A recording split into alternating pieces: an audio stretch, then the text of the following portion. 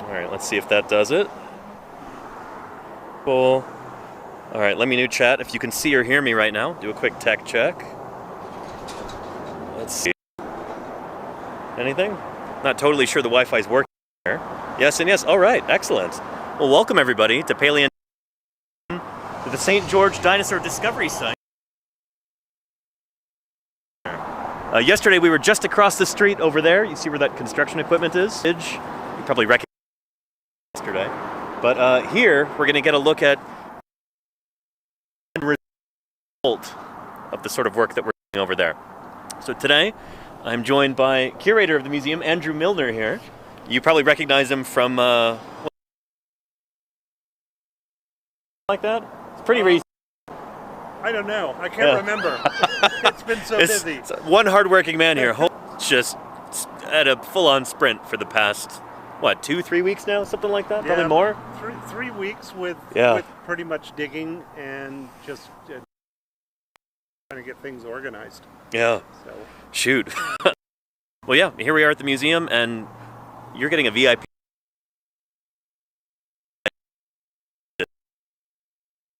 And go in there and take a look. Oh, thanks. Okay. Let's see. It may have disconnected right there. Let's see. Oh, it disconnected? No, I think we're good. Okay. Yeah. Cool. Yeah, and Champsosaur. Yes, indeed. Clarebird. That's exactly what that is. We used to call this sort of thing like Rudiodon, but I think this is likely a new species of Phytosaur that was found in Cameron member of the Chinle Formation. Oh, so is this the one from south of Zion National Park? Right. Yeah. This is considered close, probably the second largest known Phytosaur skull worldwide. Right. It no doubt represents a new species of Phytosaur. And this is a replica made by Rob Gaston. Mm-hmm. We toured Rob Gaston's workshop this past summer. It was it was magical. He does amazing work. He really does. Anyway, this you can see Rob put a lot of the teeth back in, but this specimen, it has the lower, the skull and the lower jaws together. So anyway, he did a fantastic job reconstructing it. One of the really cool things, the original specimen still has this tooth sticking out, so that's a replica of the original. Very cool. Yeah. Just awesome. For anybody who's not familiar with phytosaurs at home, this might look to you like a crocodile. This is not a crocodile. So this is a... I have more to show you. Oh, yeah. Oh, yeah. Very excited about that. So we're going to see more phytosaurs. But one of the key differences, look for this animal's nostrils. You might look for them here, maybe under the dragonfly. But no, they are not there. The nostrils are up by the eye sockets, practically, on top of the head. So this is a critter that looks a lot like a crocodile, basically occupies the same kind of ecological niche, but this is before crocodiles ever evolved into a form like this. There were crocodile ancestors running around at the time, but they didn't look like modern crocodiles. So this is an animal that, you know, we can call them crocodile mimics, but this is original. Like, this is, the crocodiles are mimicking this. This guy was first. So, pretty cool to think about. Yeah. Awesome. All right, so this is the lobby of the museum. We do have a few things on exhibit. We've got, talk about collecting laws and things like that, and what paleontologists do, stuff like that. We've got kind of a little bit of the history of the area. Very cool. So going back to 200 million years ago, when dinosaurs were first discovered, and then talking about the Native Americans, and then of course the history of the site with the Mormons moving in. There's actually a really cool picture right there at the bottom. You can see that photo from the 1800s, and that's the same ridge today. Very cool. Yeah, with the D on it. D for Dixie? Yeah. Okay, exactly. Yeah. Also, Dr. Sheldon Johnson used to have an ostrich farm here. Oh, really? That's an ostrich egg that we collected. What? Before they built the Smith's grocery store. And so it was just there, buried in the ground? Yeah, it got covered over by sand. Uh-huh. You can shake it and you can hear the dried up carcass inside. And very cool, we wow. also found this old toy tractor. That might have been one of Sheldon Johnson's kids' toys. Uh-huh. Really neat. We put the wheels on it, new wheels. And then you can see when the museum was constructed. That's a really Right. cool photo that I took of one of the big track blocks you're going to see in the wall at the top of the museum when it was being constructed. Really neat. Now, for anybody who's just joining us, if they didn't see our interview from the other week, could you talk about who Sheldon Johnson was and kind of how this whole place got started? Sure. Yeah. Actually, can I do it up here? Absolutely, yeah. Show you a picture. Yeah, sounds great. All right. I don't. Do you want to see any of these fossils here? Let's do that, These yeah. are from the bone bed. Oh, I love your coelacanth there. Yeah. So that's a partially articulated coelacanth tail that was found in the upper bone bed. Very cool. Wow. And behind it, there's one. That's the first dinosaur tooth that was found at the site. Is this from across the street where we've That's been working? From across the So street. this is a new display right here. This is kind of set up because of all Yeah. everything going on with the dig across the road for the substation. Uh-huh. So yeah, I found that tooth, and Sheldon Johnson hopped out of his bobcat after I said, "Wow, I got a dinosaur tooth," and he found the tip. So I kind of discovered that with Dr. Johnson. That's really cool. Wow. Yeah, and here's a nice little semi-noted fish jaw. Uh-huh. And there's a complete skeleton of one that was Beautiful. prepared out. Yeah, you can see the fin, the tail fin right Yeah. there, caudal fin, skull on this end. You're going to see even nicer ones. Very cool. So that's the blue fish right there as a representation of a semi-anodid. Yeah.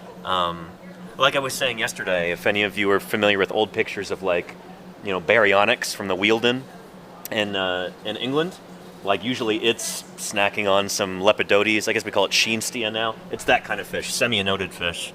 And they're kind of distantly related to like alligator gar and stuff, right? Exactly. They've got those same ganoid Yeah, bony they've got scales. ganoid scales. Yeah, and then underneath that green one is a representation of the coelacanth that we've got here. You can see those big lobe fins, almost like limbs, and then it's really got a snoot on it. That's Yeah.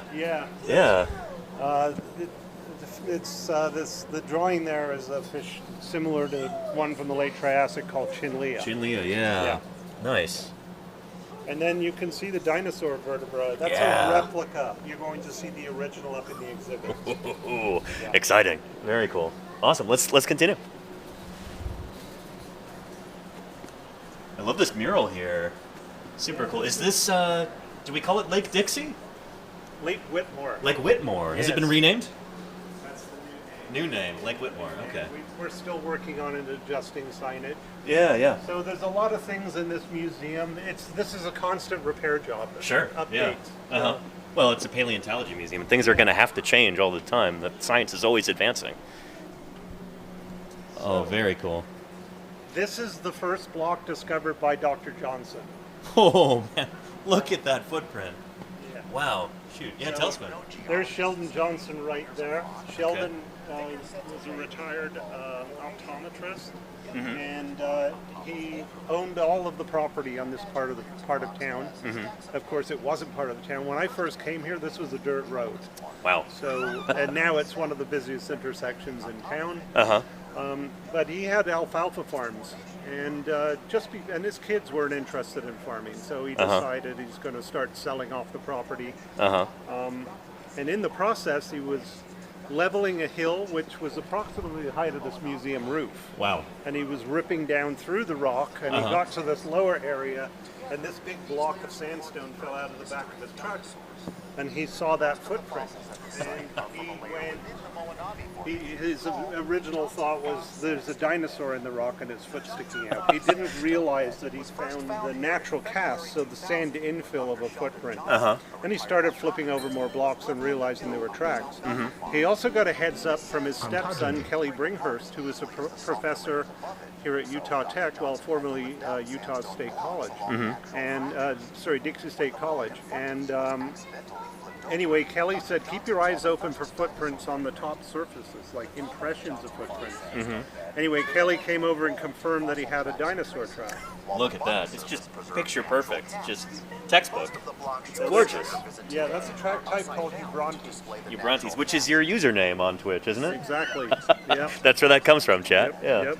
So anyway, Ubrontes is produced by a medium-sized theropod dinosaur. We often use the dinosaur Dilophosaurus as a model.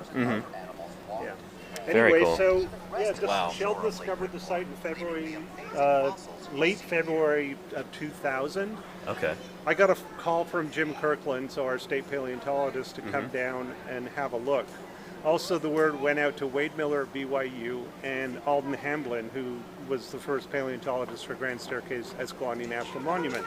And Alden is also into tracks. Nice. So we were all down here, and I was just blown away. Jim thought, maybe we can get some of these tracks and put them outside the UGS building up in Salt Lake City.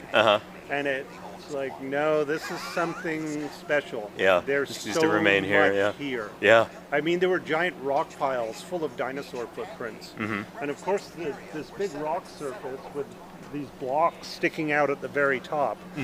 So you can see the museum is constructed over this in-place track site. Yeah. We didn't realize that this upper surface had tracks on it until we started working the site in April of 2000.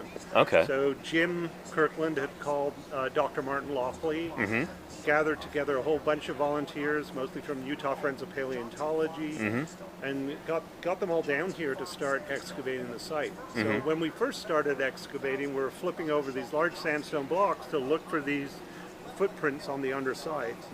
And as the excavation was going on, we realized that the upper surface was also covered in dinosaur tracks. Shoot, so there's just tracks everywhere. Yeah, exactly. Yeah, bonanza.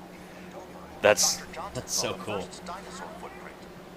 Wow. And you can see some of them are not very pretty. Yeah, just kind of a blob. That is a track. You can Yeah. see there's also partials. Okay, yeah. There's a There's toe one toe right there. There's a claw right there at the end. Yeah. And then the surface is covered in mud cracks. So that's what these are? This is basically like Yeah. the infill for a mud crack? You want to see something really nice? Yeah. Look at this. Look at that, yeah. Wow, a branching structure. So this is basically, oh man, I'm looking at the mud cracks. Yeah, look at at the that track. Holy cow. This is considered one of the best preserved Eubrontes tracks anywhere on the planet.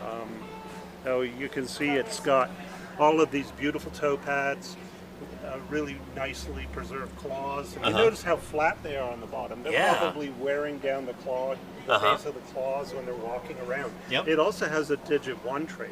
Oh, we've got the hallux right there. That's so cool. Yeah. So this is equivalent to your big toe. Everybody watching right now. Yep. So that's the one on the inside, so we can tell that this is a left foot right here. Exactly. Yeah. Yeah, good job. Very cool. That is amazing, though. You can just see the... Try not to touch it. Yeah, you can see the pads there on the underside of the... Sadly, you underside can of the foot. see how dark it is. That's from people touching it. Oh, that's a hand grease on there? Yeah, exactly. Oh, boy.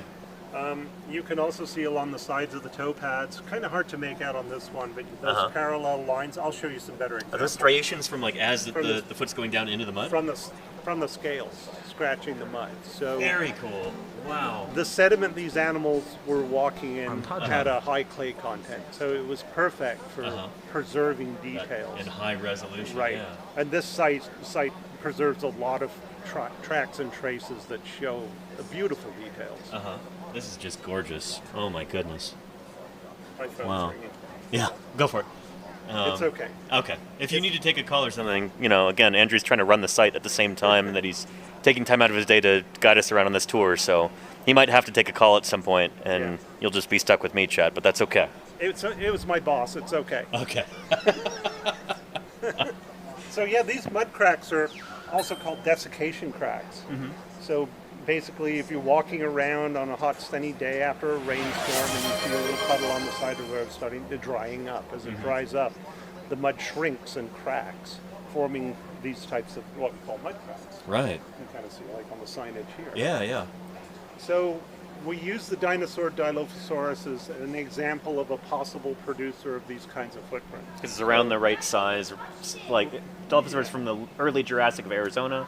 It's about 10 million years younger than this, right? Exactly. So we don't really know what kind of dinosaur this was. Like, we don't have body fossils from it. Which is one of the reasons why the work that we're doing across the street is so important, because find pieces of it. We might actually be able to determine what this animal looked like in life, rather than something like Dilophosaurus. Yeah. Exactly. Very cool. So anyway, you look at the makeup of the bones and the feet of these kinds of animals, and you can match it to the toe pad arrangement. So it kind of gives you an educated guess of what kind of animal may have produced the tracks. Very, very cool. Wow, this is just gorgeous. Yeah. Like, that velvet rope is very appropriate. This is this is a high-class track right here. Yeah, Oh it's my a beauty. goodness. And then you can see there's another one down here, an older Yeah. footprint that's not in great condition. Mm-hmm. And you can see mud cracks have formed Yeah. through the footprint. This bottom one was damaged. It's had a little bit of reconstruction to the middle of the footprint. Okay. But, and then a lot of these holes that you see, these things like that, Uh-huh. those are where we had mud rip-up clasts. So Oh. chunks of an older layer that have been ripped up and redeposited. Uh-huh. Also, when you see some of these toes broken off, Mm-hmm. you'll see that they're full of rip-up clasts, mud rip-up clasts. Interesting. Okay. Cool. And the desiccation tracks also show us that this was 100% on dry land when the animals were walking across. Yeah, This is exactly. These are not some of the underwater tracks that we'll be seeing later. So Yeah. this block, the base of it, we call the main track layer. Okay. You can see based on the map, there are 3 graulator tracks on this piece of the surface here. Yeah, The upper, they're the faint, but slightly there they are. younger. You can see there's a faint one there. Yeah. There's another one here, which is almost impossible to make out in this light. Anyway, there's 3 footprints on. We call this the split layer, and you can see this crack running through the rock. If we were to pop that open, we'd see more dinosaur tracks. Huh. But we'd no doubt trash this, which would Right. not be good. Yeah. Uh-huh. The back side of this block we call the top surface, Okay. and that's the track site surface that you see in places. Okay, gotcha. Yeah. 1,200 tracks preserved on that surface alone, 1,200 and counting, just on that surface. just on that surface. Wow. Yeah. That's kind of astonishing. Jeez. Very cool. So here you can kind of see the layers of rock through the area. Yeah, do some stratigraphy here. Yeah, so here are all the rock formations that are known here in southwestern Utah. Uh-huh. You know, going all the way back into the Paleozoic. But we're talking about rocks right here, Okay. called the Glen Canyon Group. So the Monavi Formation, the Kayenta, and the Navajo Sandstone. Right. Okay. These all produce lots of footprints in the area. We do have quite a lot of tracks in the Moenkopi Formation. Okay. From the And Triassic. rare occurrences of footprints. Unlike other areas of Utah, we do have track sites In the Chinle? in the Chinle, but they're not very common. Interesting. Okay. We also have dinosaur tracks in the late Cretaceous in the Iron Springs Formation. Interesting. Yeah. Okay. Huh. Is that like and then you- Campanian, something like that? Yeah, somewhere in there. Okay. Slightly, yes. I can't remember. Yeah. Something like that. And then, of course, we also have some Cenozoic formations. We do have a locality near the town of Enterprise where we published on Miocene tracks. Uh-huh. So like 12.5 million year old footprints of mammals. Very cool. And we have some examples, replicas of them here. Uh-huh. The rest of the collection went to the Raymond Alf Museum Oh, okay, yeah. in California. We did a stream from there back in September. Yeah, Yeah. I got to talk to talk to the folks there. Yeah. So anyway, we also occasionally find bones in the Pleistocene around here as well. Wow. So See, this is an incredible record you have here Yeah. near St. George, from early Mississippian all the way up into the Holocene. That's Yep. impressive. And there's a Yeah. lot- so, and also the Pine Valley Mountains is considered the largest laccolith in North America. So Oh, wow. That's the snow-covered mountains Yeah, that you yeah. see right Been here. admiring those for the past few And days. also in the area, lots of these cool cinder cone volcanoes. This is a Uh-huh. beautiful place. It really is. Yeah. It really is. The area where we're camping is just incredible. Yeah. Can we get you on camera for a brief moment here, Alicia? Or if you want to be, yeah. I just want to talk about this too real quick. So Alicia from the St. George News Yep. is doing an article about this. And yeah, I was talking to her earlier. And so be on the lookout for that. We want to get some extra traffic to the St. George News website. At stgeorgeutah.com. stgeorgeutah.com. There we go. Yeah. Very cool. Yeah. Thanks, Alicia. Thank you. Yeah. Yeah, I'm Yeah. happy to be here. Yeah. And anytime you got to go run over there, just, don't be afraid to interrupt or whatever. Yeah. Yeah. Okay, so this is showing the Monavi Formation. Yeah. So, So these are the rocks that are represented here. All these Right tracks here are at the Monavi Formation, earliest Jurassic, right? yeah. Yeah. So there's an unconformity where you've got erosion and no deposition occurring between the late Triassic Chinle Formation and the late Triassic portion of the Dinosaur Canyon member, which represents the lower 3/4 or so of the Mojave Formation. Okay, so we've got some missing time there, unconformity. But somewhere in this area, kind of in the upper part of the Dinosaur Canyon member, that's roughly where the Triassic-Jurassic boundary is. Okay. So that mass extinction where we see all of these bizarre late Triassic terrestrial animals like Phytosaurs, the Edosaurs, the Rawasuchians all disappearing. Yeah. So right after this mass extinction, that's when, of course, dinosaurs, although they're already here, they become the dominant animals on the planet and start filling all of these open niches. The Whitmore Point member represents lake deposits, and in this case, marginal shorelines of the lake. Very cool. Though you can kind of see the similarities in beds in the upper Dino Canyon and in the lower part of the Whitmore Point. So a lot of these beds, like this layer here, which is a mappable unit, so it's actually named, we call it a Johnson Farm sandstone bed. Very nice. And it's you can trace it for 10 miles through the area. And of course, everywhere we find it, there are dinosaur footprints on the underside. So that's represented by the squiggly line there? Yeah, and, very cool. and then the upper squiggly line, that's the top surface track site. Okay, nice. We've also found our oldest body fossils of animals, so fish, on the top surface track site. You can also see plant fossils. We've identified plant horizons down here. And of course, the find that we made across the street, we now have a plant site all the way up here. Very cool. We have a total of 16 track horizons, and with the discovery below the fish bed, we now have 17 track horizons at the site. That is impressive. What's really cool about the Johnson Farm sandstone bed as well, we can see tracks that are formed onshore and offshore. So we have large collections of dinosaur swim tracks that I'll show you off the main track layer. And of course, with the new track site that we found up here, we now have dinosaur swim tracks very high in the formation as well. Very cool. And you'll notice we also have dinosaur bones at the very top. I'm looking at some of these guys. We've got, what, bivalves? Those are concostricans. Oh, okay, gotcha. Like we were talking about earlier. Yeah, so Sedimentary, which are bivalve shelled arthropods. Really interesting critters. Are they still around today? Concostricans? Yes. Okay. Yeah. Huh. We also have ostracods. That's what those are. Okay. These are pretty common. And then these represent burrows. So Gotcha. you can see lots of the S's are burrows. burrows. Very neat. Yeah. Any lungfish burrows yet, or anything like that? No, nothing like that. Nothing like that yet. I guess this is in a lake, so it's not like that's drying out periodically. You wouldn't expect to find lungfish burrows, I guess. Right. Yeah. We do have structures that look like maybe bivalve escape structures, so made by clams or something like that. But those need further study. The site is directly across the street and needs excavation. So we'll learn more about those in the future. Very cool. So let's show you some more footprints. Yeah.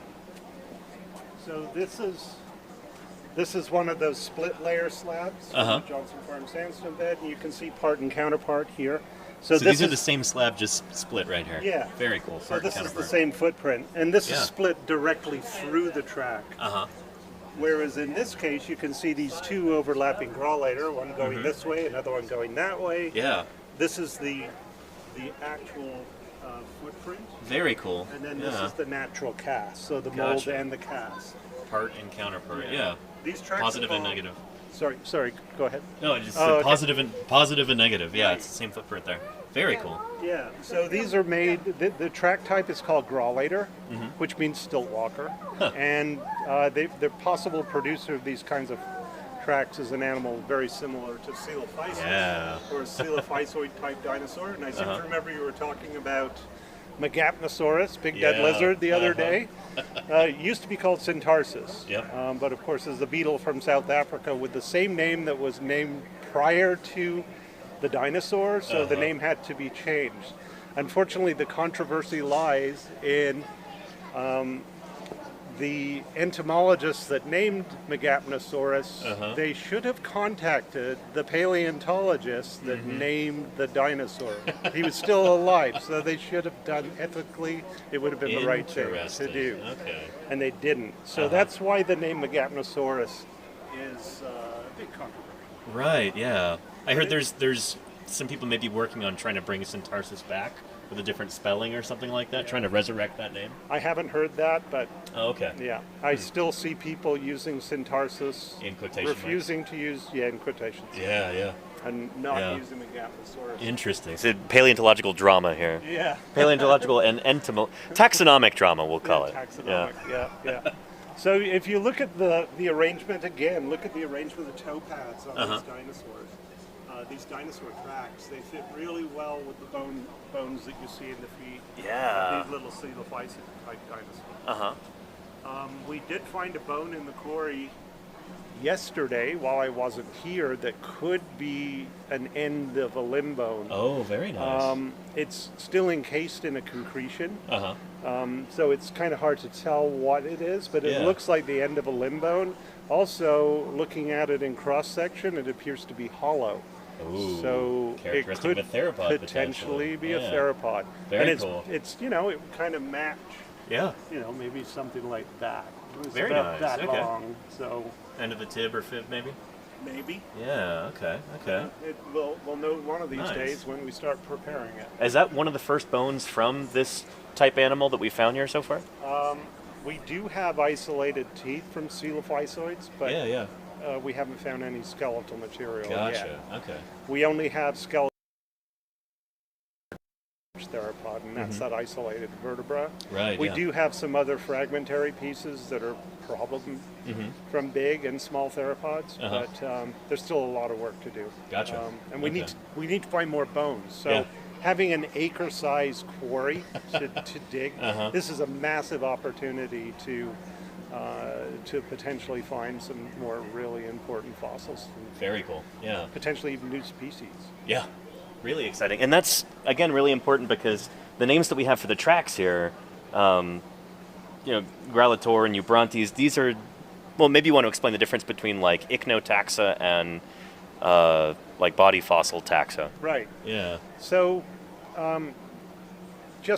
for scientists to kind of keep things organized, we name body fossils differently from traces, just to kind of keep them separated. So, for example, Gralator, produced by a small median dinosaur.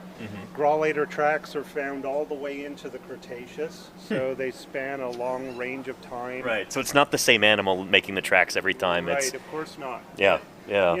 And even if you find an animal dead at the end of the trackway, which has happened, for example, in the late Jurassic, the famous beds in Solnhofen, Germany, there have been trackways. Horseshoe called- crab or something, right? Yeah, horseshoe Yeah, crab, yeah. exactly. So the horseshoe crab is called Mesolimulus, but the trackway type is called Cupicnium.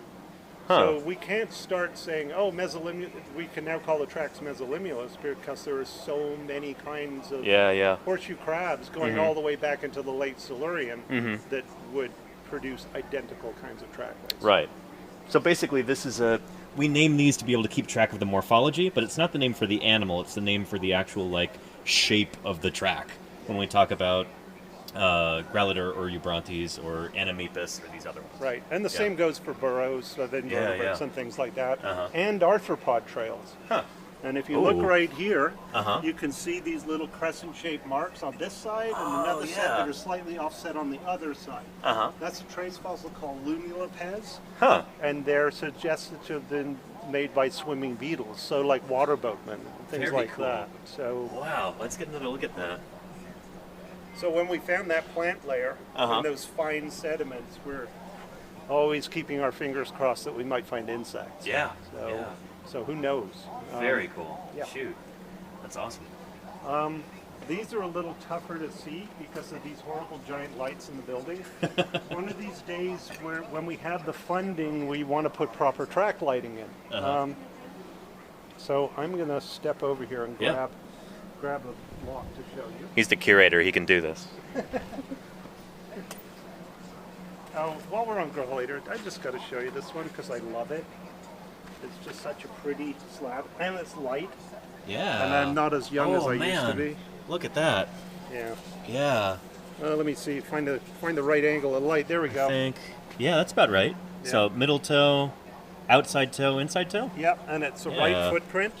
You can see the pads, the back pad here Yeah. on digit 4. Uh-huh. There's 3 and 2. This is a cast, right? No, it's That's the actual original? specimen. It's so Yeah, just thin. Nice thin slab of rock. Wow. Yeah, we don't get many like that here. Yeah. Yeah, you saw how thick these other blocks are. Just Yeah. wow. This is another track type that we have here that's quite common. It's called Batrachopus. Yeah. So Which there- means there's like frog foot, right? yes, Yeah. exactly. But probably not from a frog. No. Uh-oh, I'm breaking things. I'm trashing the place. I'll fix that later. Here's the broken set, Uh-huh. and then the next set. And here you can see this is the manus, so the hand, and here's the hind foot. Very cool. And again, it's a natural cast, so this is a left set, and that's a right set. Uh-huh. These are possibly produced by crocodilomorphs. Okay. Very much like this guy here, Protosuchus. Uh-huh. And Protosuchus is known from the early Jurassic on Navajo Nation near Tuba City. Oh, very cool. Yeah. That might be... Is that coeval with Dilophosaurus, maybe?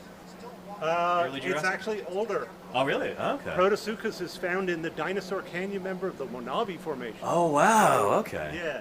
And there you can see on that picture, that's the Yeah. holotype at the American Museum of Natural History. Very nice. So, they're kind of long, skinny legs, Uh-huh. and they walked in with a very narrow gauge trackway, so almost like one footprint directly in front of the other. So they almost certainly had fully upright limbs, just like dinosaurs. Yeah, it's kind of semi-erect posture. Interesting. I know we've got at least one big crocodiliform fan here in the chat.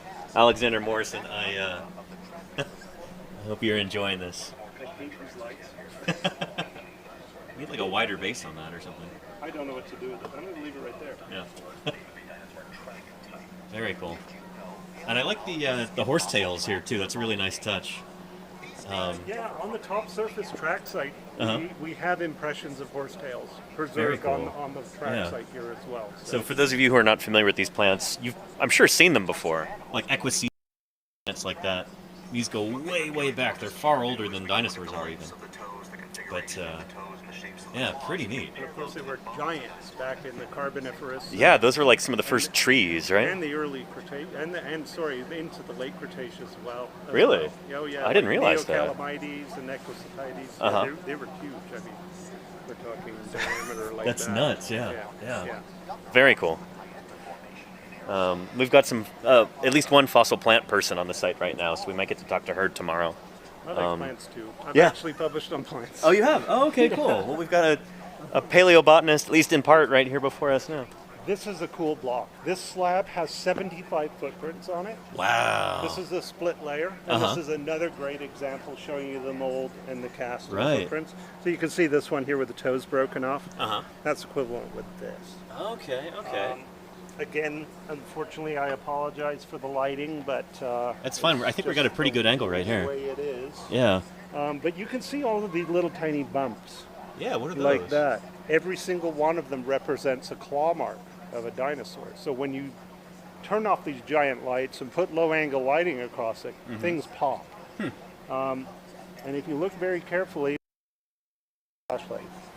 Yeah, I think I might see part of a middle toe right there. So again, the same thing. There's the two bumps. Yeah, right yeah. there and there. Uh-huh. If you look very, very carefully, Here. you see that? You Yeah. can see the toe there, and then another toe partially here. Very faint, but it's there, yeah. It's obscured by this structure, which might be a plant impression Okay. right here, and there's another plant impression over. Uh-huh. There's three Eubrontes tracks on the slab. There's a big one right here with three toes running here. This one's been overprinted. This is the claw of that Eubrontes right here. And it's been overprinted by a Grawlater footprint. So the Eubrontes step there first, and then the Grawlater producer step on top of that toe. Very cool. All of these long groove marks, Uh-huh. they're a type of tool mark called groove casts. Tool mark. Yeah. Oh, right, in a geological sense, yeah. In a geological sense, yeah. Yeah. Not tool marks that we make like Not like an Like, archaeologist would yeah, talk there's about. a couple Yeah. of chisel marks on here, but to split the slab. Uh-huh. But yeah, these are caused by objects that are being carried by a current, and as they drag along the muddy bottom, they leave these structures, which we refer to as tool marks. Gotcha. So maybe a stick or something like that being carried Yeah, by the water. or a Yeah. carcass, or you Sure, never yeah. know. Yeah. Yeah. Even pebbles can leave similar kinds of marks. Very cool. All right. I'll show you some nicer ones of these. Yeah. Thanks again, Alicia. Appreciate your thanks, time and Alicia. everything, and enjoy. Yeah. Okay. We also have fish swim trails. This is a trace called Indigna. Very cool. And you can see that sinuous line going down the slab. Uh-huh. That's caused by the caudal fin, so the tail of the fish as it's swimming along the bunny bottom. Very it cool. Leaves that kind of a structure. Just that zigzag across Yeah. from a fish tail. So cool. And occasionally you'll see other appendages leaving marks. Even the anal fin, just in front of the caudal fin, or the paired fins at the side can also leave marks. Very cool. Do you have any that you ascribe to sarcopterygian fish, like coelacanths or lungfish? Not yet. Not yet. Not yet. We Well, have hopefully this- we'll find some. Yeah. Yeah, there's one. It's hard to see on the block. but Uh-huh. You can see in the photograph right there. There's actually two sets. Uh huh. Ignore the name Paraundigna. It's not Paraundigna. Oh, okay. But it's something else. Uh huh. It's probably another ichnospecies of Undigna. Uh huh. We also have. These were just described wow. late last year. Uh-huh. Likely use Cynodont footprints, so Very made by cool. Synapsids. So a little mammal-y relative. Yeah. Very maybe cool. Like something like Chiantotherium, the skull right here. Very cool. Yeah, So out of all the critters that we're going to see today, this is the closest to us. it is. So Absolutely. like, and that means you too, chat, not just us two. Yeah. So during, I guess this is like right at the beginning of the, because this is still Moenavi, right? It is. This Yeah, is all so- Moenavi. Pretty much everything you're going to see in this museum is Moenavi. So earliest Jurassic. this is before mammals start to get really small. Mammals and their mammaliform relatives too. Like this is when dinosaurs are first kind of taking over the earth, and this is before they've really like ground the mammals down into tiny little things for the most part. You know, This this is is cool. chance of finding true mammals here too in Yeah. the bone quarry. So Very we, cool. we do have one partial tooth Uh-huh. that looks very synapsid-like, but Oh man. we're keeping our fingers crossed for something 'Cause better. That would be huge because It would be. the earliest true mammals in the world, I think, are early Jurassic, right? They're late Triassic. Late Triassic. Okay, Yeah, like I'm a little behind the times. Organophodon and things like that. Gotcha. Yeah. Yeah. So that would be super important. That's like, yeah, if we can So- find decent remains from a mammal, that would be like Nature paper, right? It would be amazing. Yeah. So this slab you can also see kind of highlighted here in purple. You Mm-hmm. can see Batrachopus trackways. Uh-huh. Animals kind of moving in a similar direction. So maybe we're seeing a bit of evidence of gregariousness. Huh. That's still a little bit controversial at times because these animals could just be following a shoreline or Right. just a good area to walk. You can also see highlighted in orange. There's a different type of track which is poorly understood. It was described by Reverend Edward Hitchcock back in the 1800s. Of course, the same time when Eubrontes and Graulater were named. Yeah, yeah. that stuff's up in Connecticut, right? Yeah, Connecticut River Valley. the Connecticut River Valley, so Massachusetts and Massachusetts, okay. Connecticut. Yeah. But this is a track type that we refer to as exocampi. And exocampi is suggested to have been produced by sphenodonts. So Very cool. So two Atara yeah, relatives. exactly. The only Awesome. living sphenodont. Yeah, yeah. but We of do course- a special stream about sphenodontians. I think it's May 2nd or something every year for national or International Tuatara Day. So we're big on Tuatara on this channel. Yeah. So yeah, we have fossils here, tracks that are Yeah. potentially produced by sphenodonts. Very, very And cool. of course, in the Uh-huh. there are all kinds of sphenodont species, so Uh-huh. they're far more abundant than today. Yeah. very, very cool. That's so neat. And so those on the slab they're highlighted in that kind of Yeah, orangish. you can kind of see them going Yeah. on the bottom. I should have brought my laser pointer so we could, but I totally forgot. Yeah, I should probably be carrying one around with me. We'll get I you a usually keychain do. one. Yeah. Yeah. Yeah. These are invertebrate traces. So this slab, again, a little difficult to see, but you can see the trackways. Yeah, it's Those faint, are called but there it is. Diplognites. Uh-huh. Those are possibly produced by insects. Yeah, it almost looks like it could be. I've seen beetle trackways before. Yeah. When we did the pre-Mesozoic terrestrial ecosystems meeting, we stopped the field trip before the meeting. We stopped at these sand dunes somewhere in central-ish Utah, and Tony Martin was pointing out all these different tracks from beetles and centipedes and grasshoppers and all kinds of stuff. And this looks a lot like the beetle tracks that I saw. Yeah, and you can see Yeah. there's quite a few. Uh-huh. Also, those funny marks at the top, those could be potentially horseshoe crab. There are freshwater horseshoe crabs. Huh. We do have some evidence of them here. Uh-huh. This sign would say absolutely we do, but we're now reassessing this one. Gotcha. We're thinking this is more crayfish-like rather than horseshoe crab. Interesting. Okay. I'll show you another specimen. I hope to show you another specimen because the light is terrible Yeah. in the display case. Again, we need money for lighting. That's a Uh-huh. big issue here. So we also have like helminthoid ignites, which are little grazing trails of arthropods. Paleophycus, so you're looking at the underside of the bed.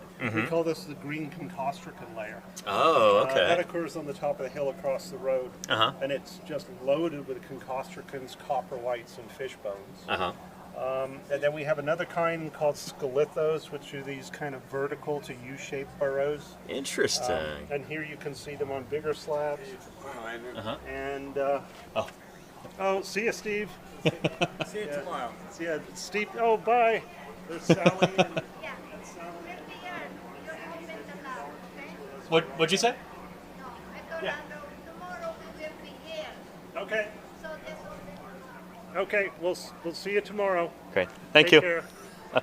Two of three, longstanding volunteers, right? So Tireless. Steve and Sally Stevenson have been volunteering for us since 2002. So they used to quarry with us, Uh-huh. and of course, Yeah. And now they just work in the prep lab. And Sally In the air conditioning, yeah. they're great volunteers. I mean, Uh-huh. they do so much. Shout out to them. That's awesome. Yes, Yeah. they're both. I mean, they spend so much time preparing. Uh-huh. Sally also discovered the sitting dinosaur trace. Very cool. That's going to be a highlight of the discovered- tour, I'm sure. She discovered the only lungfish tooth we have from the Monavi Formation. Ooh, yeah. Which was collected to the south. We still haven't found lungfish at this site. Uh-huh. And fingers crossed. Yeah. Anyway, they've been volunteering with us for a long time. Great volunteers. That's and awesome. then Annie came along a little bit later. And again, fantastic. She does a lot of our cavity counts for, Nice. supporting specimens. Uh-huh. Yeah. Important stuff. Yeah. Anyway, these scalithos burrows. Do you have any questions you need to answer? or- Not yet. Everybody's Not just yet? saying, like, this is so cool. This is Okay. my therapy. This is, breath of fresh air. So, and a lot of gratitude here for you. So thank you, Okay, Andrew. cool. Yeah. Appreciate it. Yeah. It's nice to have you guys here. Anyway, you can see all these burrows, and if you look very carefully, you can see there are dinosaur tracks. So there's a grawlator footprint Oh, right yeah. here. You can Uh-huh. see the claws. Uh-huh. It's very faint.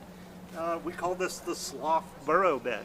You Huh. met David yesterday. Yeah. So Uh-huh. this is named after David Sloth. He very discovered the burrow cool. bed.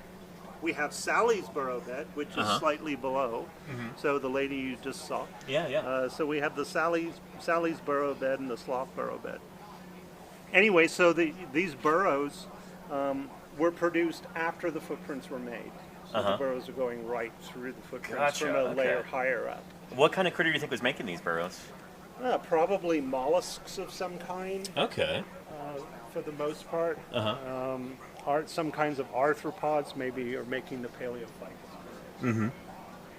Very cool. So when you talk about the lighting here, we've got some nice lighting right here. Uh-huh. But I don't know. I can't help but imagine, like, if you had a ton of money, Oh, wow. visitors could press a button and then, like, Oh, laser yeah. display. It just highlights all of the tracks and everything. And If you look around this building, like look up here, yeah. these all used to be windows. Oh boy. And then that whole wall had massive windows on it. Not something you need in a tracks museum or Right. kind of any museum, really. You need You to don't be able want to natural you light need for the to most be part, able yeah. to control the lighting. So we still have issues from the front windows, but we're hoping to eventually fix that issue. Nice. Yeah. So, this is one of our favorite rocks in the museum. The big one standing up right here? 26.5 tons, 52,000 pound block. Wow. It's the single largest track block in one piece ever collected for a museum. How did you do this? It was lifted in with a giant crane, and it was flipped over by a very talented traco operator named Walter Jessup. Shout out to Walter Jessup. Yeah, you can see the blue traco right there. That's me standing on In the top photo, of the yeah. rock. Okay. So I'm 6'1", so you can see that's a big rock. That's enormous. Yeah. One of our volunteers, Arlene Jensen, she moved back to Idaho. Let me get the camera a little closer. Yeah, you can kind of see see. some of the older preparation. Yeah. And there's David below in his younger days, also working on the Okay, yeah. We met David yesterday on stream. famous little red pickup truck. Very nice. Yeah. So when these blocks were discovered in early 2005, it was pretty stressful. This whole area, we were getting major floods in southwestern Utah. The Santa Clara, there were houses washing away on the Santa Clara and the Virgin River. What's the big river that I crossed over today coming from camp? That's the Virgin River. Virgin River. Yeah, Gotcha. yeah. That's And when of course that that carved the carved- canyon that. That carves Zion National Park. That carves Virgin River Gorge as you're heading down towards Las Vegas. That was gorgeous coming in. Like yesterday, I wanted to, trundle through it 5 miles per hour just to be able to admire everything. And then the geology and the paleontology through the gorge is just wow. It was so cool. Such a cool part of the world. This is amazing. Yeah. So this block has 13 individual dinosaur trackways with 47 footprints. And these are really, really incredible examples, natural casts. So yeah, getting back to the flooding and kind of the stress that we were under back then, more stress. Yeah. You can kind of see that kind of almost reptile-looking texture to the rock. Yeah. Is that water damage? That's water damage from modern erosion. So we were getting like rain, everything was full of mud. Yeah. So we had to let lots of stuff go. We had to let it erode away, and we had to concentrate on preserving this block, a few others, and that big block. Oh, wow. These are all from the uppermost Dinosaur Canyon member. So one of our older track horizons preserved here. Anyway, this is a great block to kind of show you what these animals are doing. You can kind of see their trackways pretty much in a straight line. Yeah. And then what you can also do, thanks to these early theropods kind of all having a similar kind of body shape, I guess you could say. Bound plan? We could do something like measure the length of the footprint, the step, and the pace between the footprints. So left to right, right to left, for example, and right to right, left to left.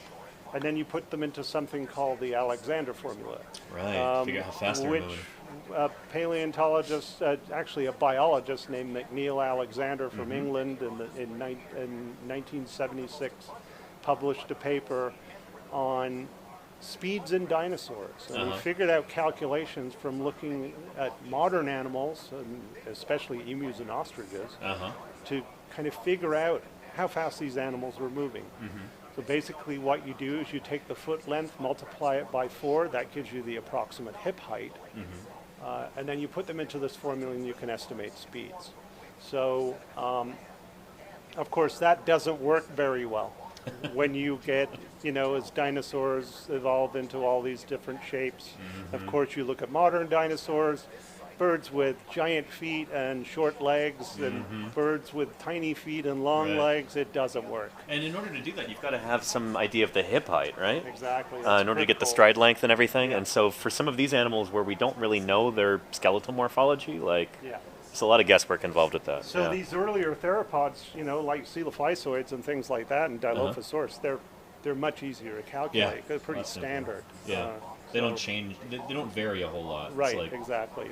kind of just stock body plan. You can see the title, Poetry on Stone. Yeah. That was the first words that came out of Andy Heckert's mouth when he saw it for the Nice. first time. So Andy Heckert is a paleontologist in Raleigh, Is that North? I think it's North Carolina. North Yeah. Carolina. I Yeah. can't remember. He was in my van before the field trip in 2023. Okay. Yeah, in Jim's van, so I got to know him pretty well, I think. Martin Lockley said the Smithsonian would kill for this block, so the Uh-huh. city got the idea. Oh, we should sell this to the Smithsonian. Oh boy. And yeah, it's like, no, guys, you don't understand. This is important. This needs to stay here. Yeah. And yeah. sure enough, here it is. This is your golden goose, St. George. Yeah. Hold on a second. This is our director, Diana Hall. Hey, Diana. Great to see you. I'm Danny Anduza. Good to Did you? Yeah. I gave you a phone call to ask what our Wi-Fi password was. Oh, and I'm like, I called back and I was So we like, could do the I stream. don't know. Yeah. You Yeah. got it though, hopefully. Yeah, we got it. We're all set. Good. Yeah. Yeah, thank you. All right, Yeah. thanks, Yeah. Dan. Great to meet you. Yeah, you too. So yeah, these models are also super cool. They Yeah. were made by a local artist named Eric Wankier. Uh-huh. They're made out of styrofoam. Really? He used to make surfboards for a living in California. Oh, okay. And then he moved here and he started this business doing architectural structures that Uh-huh. are, totally resistant to the weather Oh, very cool. for the outsides of buildings. And then it's like, hey, I want to give dinosaurs a go. That's I awesome. actually love this.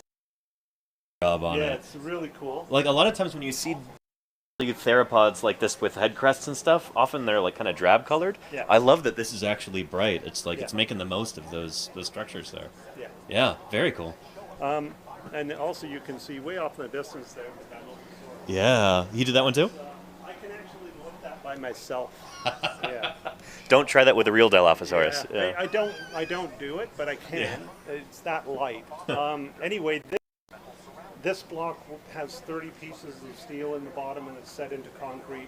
And Wow. of course it went in before the ceiling was Gotcha, installed. yeah. Because you had to lower it straight down. And as you can see, we're having ceiling problems. Yeah. We're having to have the whole thing redone, but we probably need to close for at least 2 months. Shoot. Okay. Basically, the insulation was put up with pins Uh-huh. and glued to the metal ceiling. Oh boy. So that under like a kinda St. George summer sun. Exactly. So Ugh. it just melts the glue and the insulation falls down. Uh-huh. So it's a real problem. Yowza. Yeah. This building won architectural awards, though. for its Well, there's cool that at least, yeah. It is Yeah. kind of interesting if you kind of look at the outside of the building. Uh-huh. They kind of have the idea of making it look like a skeleton. Oh. So it's got Huh. these big support beams Uh-huh. that on the outside of the building. It's Yeah. kind of like a cantilever structure. Okay, So, neat. Yeah. Unfortunately, that means we can't suspend much from the ceiling. Right. weight-wise. Yeah. We were looking to get Some pterosaurs or Tree something? Bold Paleo Yeah. with their marine reptile exhibit. We were talking Yeah. about doing that, but we couldn't do it because they would be too heavy for the ceiling. Uh-huh. Oh well. So you almost need like interior I-beams running across or something like that, some rafters. Yeah. Yeah. We need to fix this. This just fell down recently, Oh, okay. but I'll bring it over to you. Nice. So here's Nice some picket kind of- sign here. Yeah, there's the crane that lifted the thing in. Wow. There you can That see it is- being placed into the concrete. That is enormous. Yeah. It's a 12-wheel vehicle, Yeah. at least. And that was, this block was found right on the corner of Mall and Riverside, so just across the street. Oh, okay, nice. Wow. You can also see all of this blue tape Uh-huh. associated with numbers a there? lot of the Grawlator footprints. Uh-huh. This is stuff that I'm slowly working on removing. Okay. There was a study, Grawlator morphometrics study done Mm-hmm. on the Grawlator, University of Utah student Kara Spenlove. So that's still an ongoing project, Yeah. but you're going to see it around the museum. Okay. So I'm that's still science trying. in progress right there. That we're seeing. Yeah, I'm still trying to catch up on getting things numbered. We have Yeah. so many fossils here. Uh-huh. It's difficult to stay on one track, I I- guess you could say. Yeah. No pun No pun intended. intended, yeah. Yeah. So I've kind of shown you most of the kind of cast of characters. Yeah. So now we need to look at the sedimentary structure. Okay. To show you how we reconstruct the environment. Gotcha. So that's critical. This is a very complex museum because there's so many different things to understand. Yeah. So geology is critical. You know, I get asked the question, You know, oh, should I go biology or geology? You always say geology? I always say both. Both. Okay, nice. Absolutely. Yeah.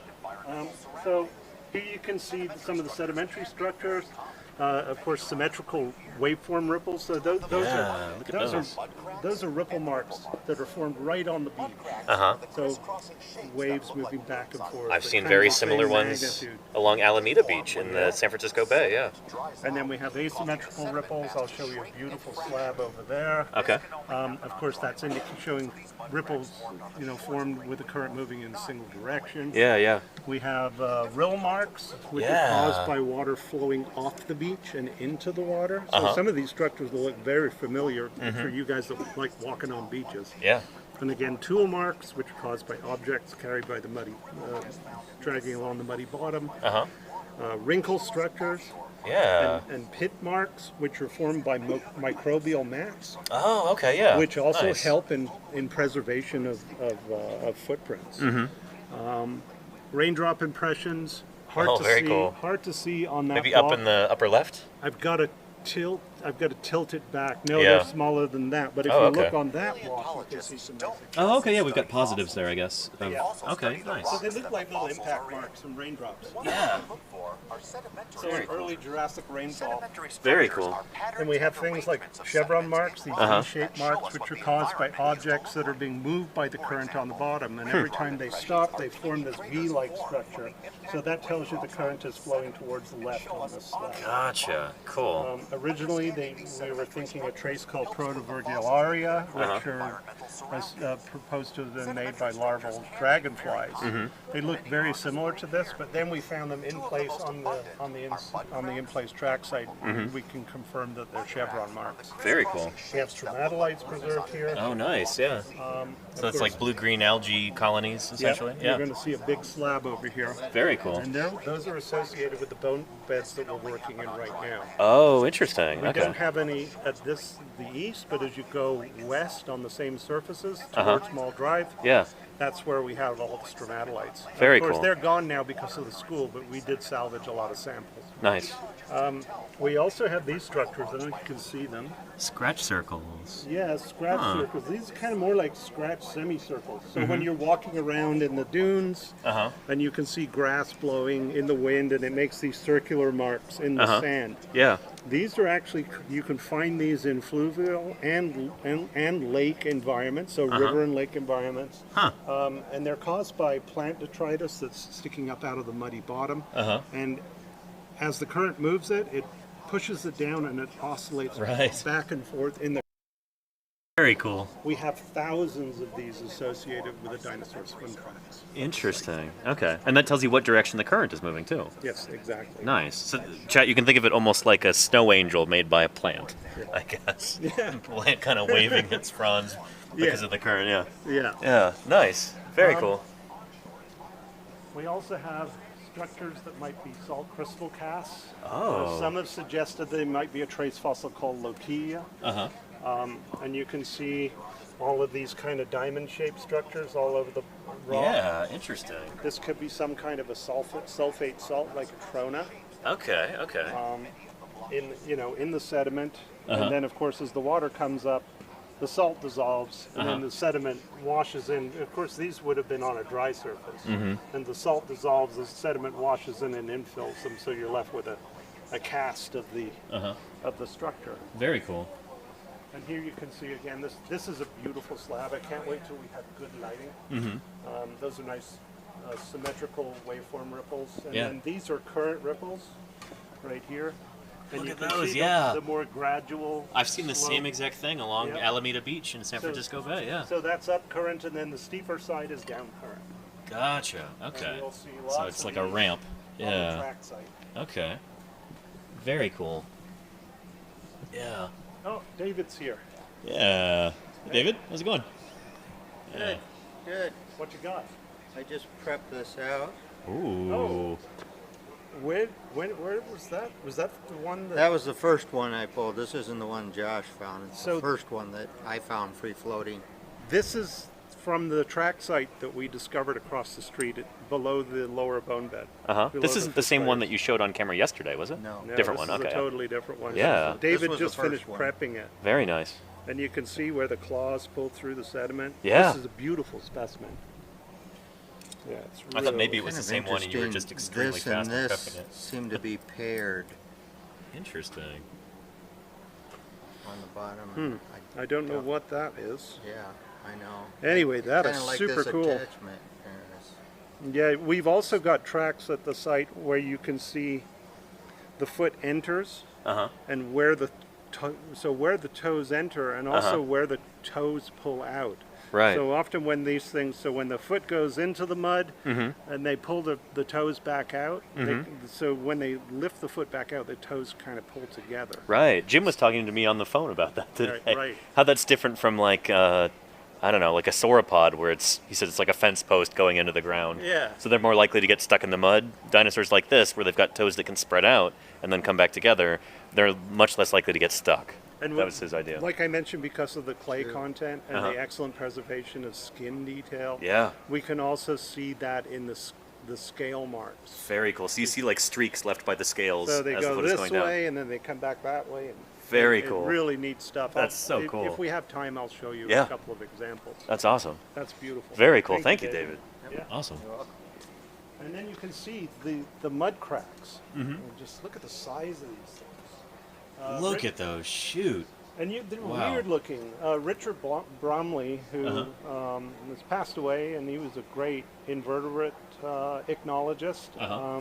He suggests that these burrows were modified by invertebrates. So the mud cracks are modified by Yeah, invertebrates? Oh, yeah. interesting. So Yeah. they're basically taking advantage of the mud cracks that are there and widening them so they've got a nice little freeway to run through? And then burrowing through them, with this Yeah. easier sediment that's easier to burrow through. That makes So sense, 'cause through as the sand surface is rather than the clay-rich mud. Right, okay, Yeah. yeah. Very cool. So they're just they're widening these, Yeah, yeah. the cracks to be able to move through them. Very cool. We also have scours, Uh-huh. so you can see. You got to think of this upside down. Okay. So here you can see two really good Eubrontes tracks. Yeah. And all those mud cracks. And then look at that rise structure. And Uh-huh. that's a big scour. So that's from water flowing through and ripping this surface apart. Interesting. You can see all those kind of irregular shaped holes. Every single one of those contained a silty mudstone clast. Very cool. So this stuff being ripped up and redeposited in depressions. Uh-huh. When we find toes broken off on the dinosaurs, we'll find rip-up clasts inside the footprints. Whoa, cool. Yeah. So what sort of an activity would cause that scour mark? Is this like a channel making its way down into the Into the lake lake. after rain or something like that? Most likely. Okay, so it's just waterborne erosion just going and washing all that stuff away.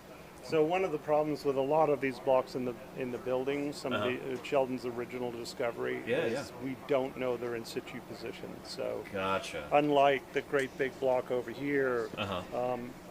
the dinosaur swim tracks, a lot of the main track layer that we've quarried up here on the hill and sites across the street. Yeah. So yeah, there was a bunch of stuff, like amazing stuff that was disturbed, but we don't know the exact position. Gotcha. And that was a question that we got yesterday on stream was like, is it important to leave this stuff in the ground if we can? And that would be one reason why it would be useful to do that is you're not changing the orientation. You know exactly what position it's been in for the past 200 million years. So, yeah. Yeah. These are structures called flute casts, and these are caused by fast-flowing water. And they scour out the sediment, and it collapses back in on itself, so you can tell the current direction for these structures is flowing Very cool, yeah. that way. This Yeah. was collected from the top of Jensen Ridge that used to exist here, but now we're looking. So you couldn't see Washington Fields before. Okay, yeah. And now we're looking down on top of a Smith's grocery store, Uh-huh. which is just bizarre. I mean, the development in this area is crazy. Yeah. Yeah. St. George's last year, 2006, and many other years, and probably this year was the fastest states.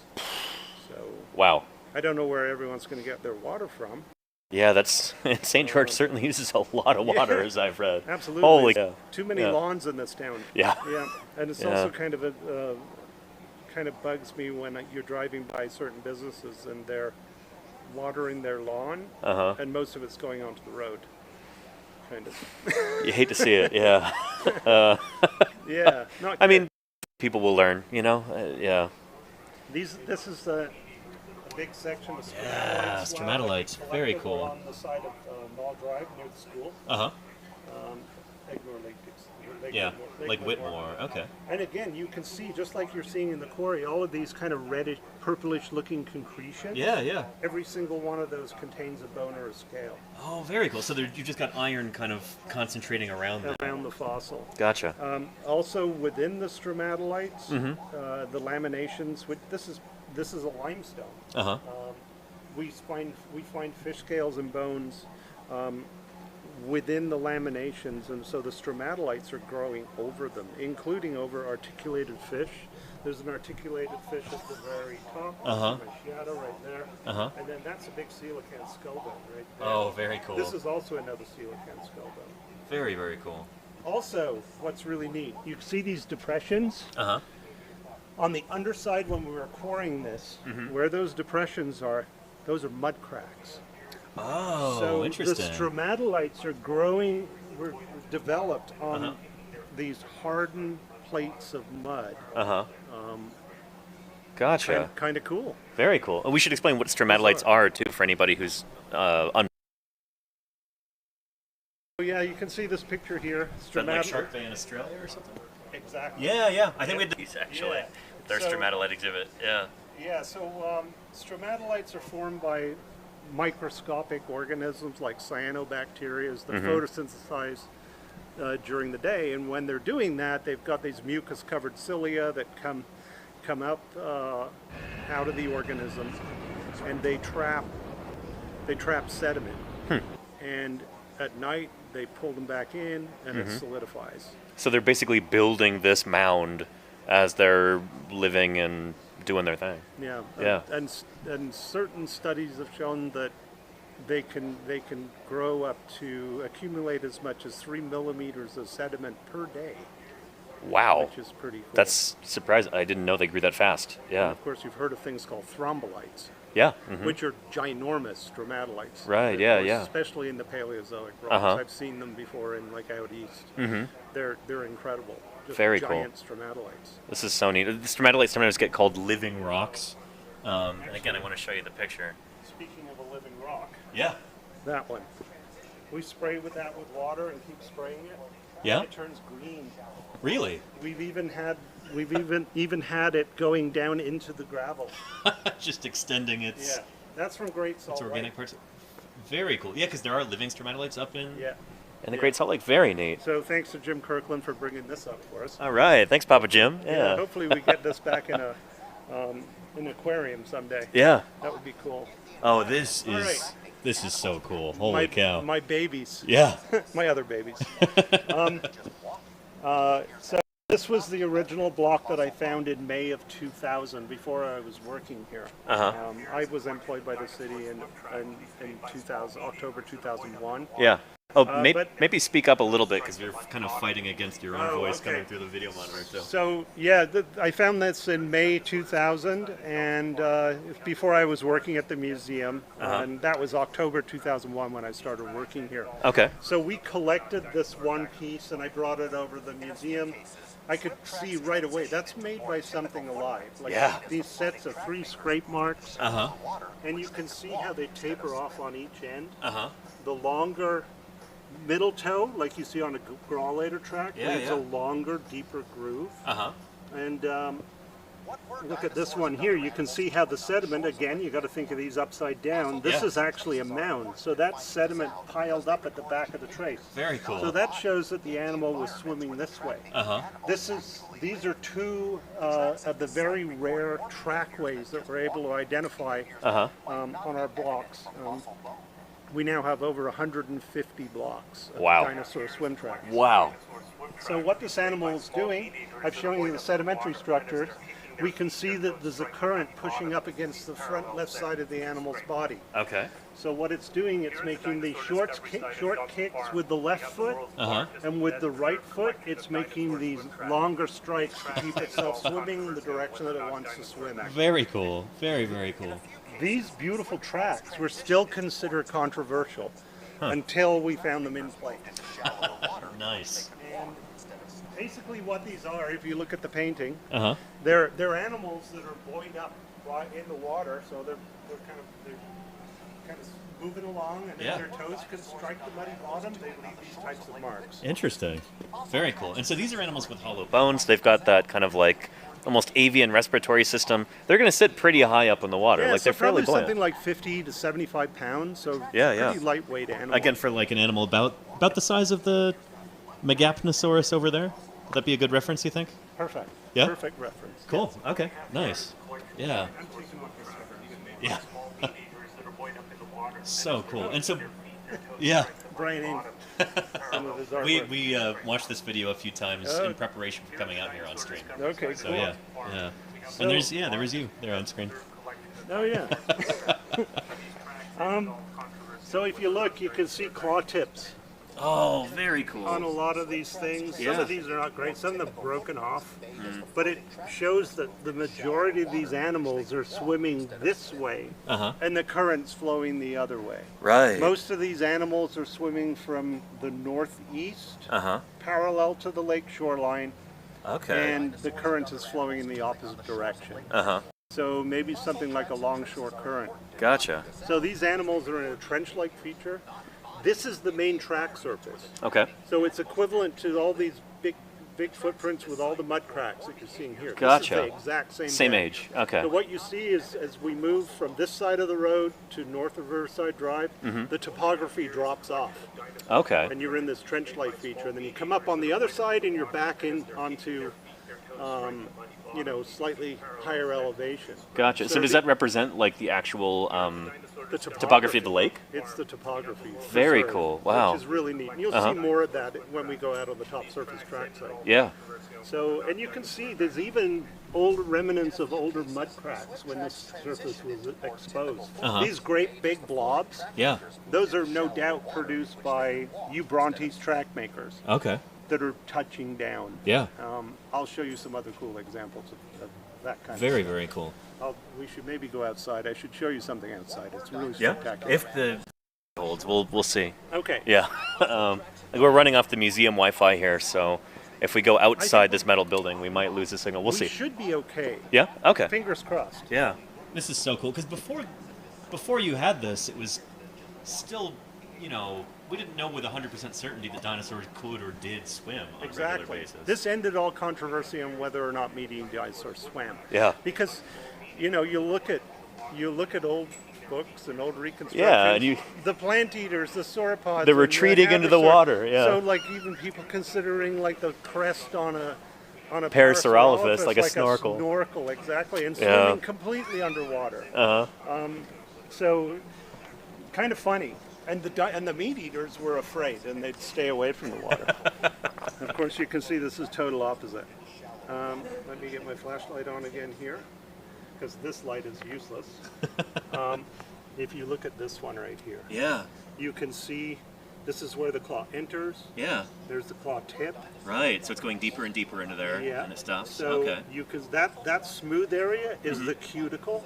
Oh wow. And this area with those parallel scratch lines, that's the distal phalangeal toe pad. Very cool. So we're And seeing you can- skin right there, leaving Those are scrapes. scale scratch lines. We have specimens outside. Uh-huh. We can't wait to get them inside. Uh-huh. But you can see the skin impressions where the toe came to a stop. Uh-huh. All around the cuticle, including details on the tips of the cuticle. Uh-huh. Another really cool thing that we see, this is an animal moving with the current. Yeah. Here are the two outside claws, and there's Uh-huh. the middle toe.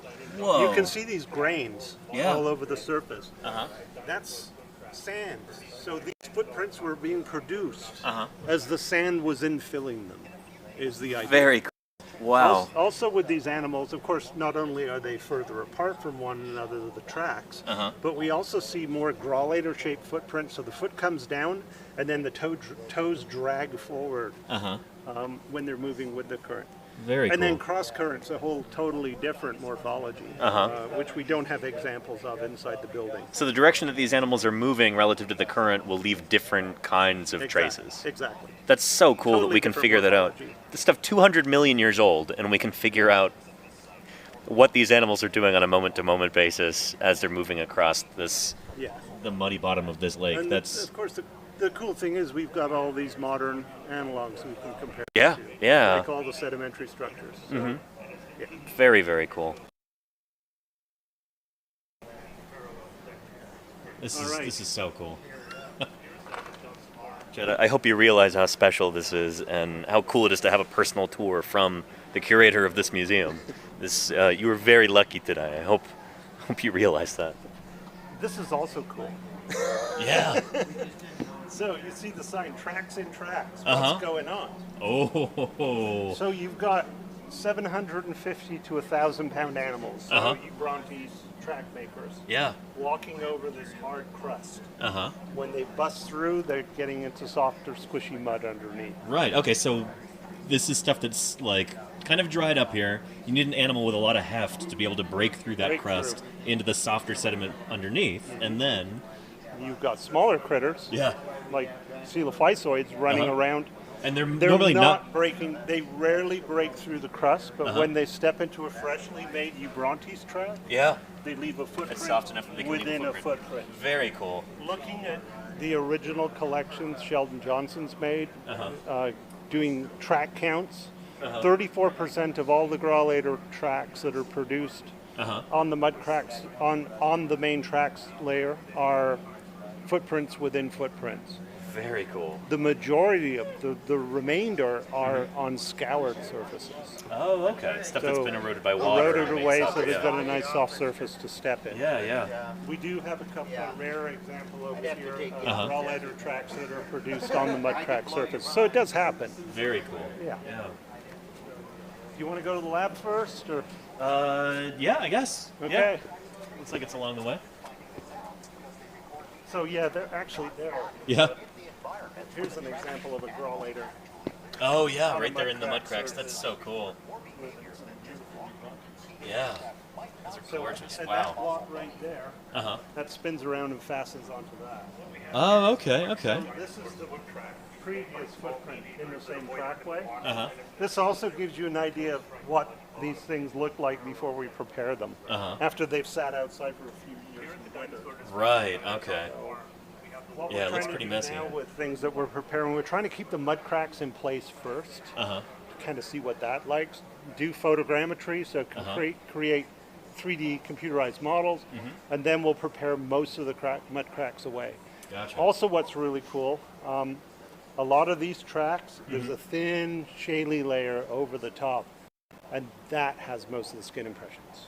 Oh, Not the interesting. sandstone. Yeah.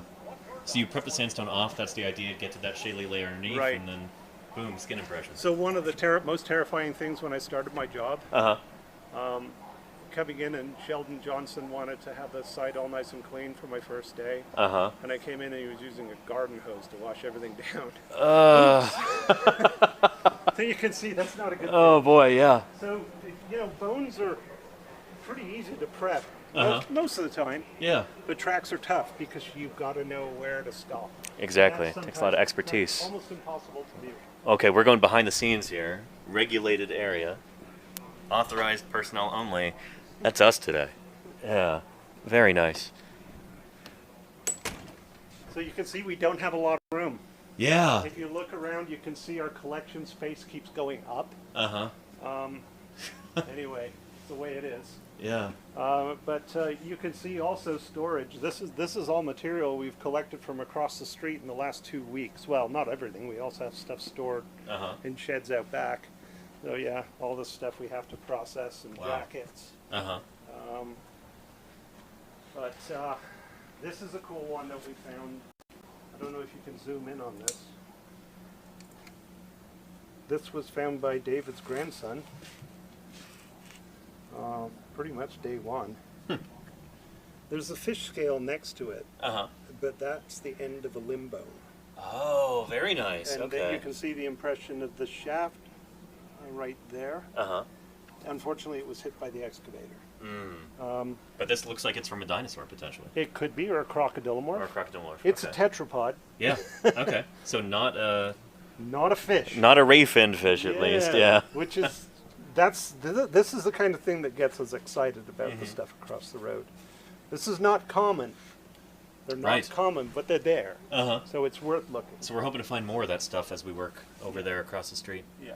Yeah. These two specimens we just haven't put away. These are from elsewhere. These are dinosaur tracks, scrollator from the basal Wingate sandstone at Oh, nice, Indian okay. Creek and Bears Ears National Monument. Okay.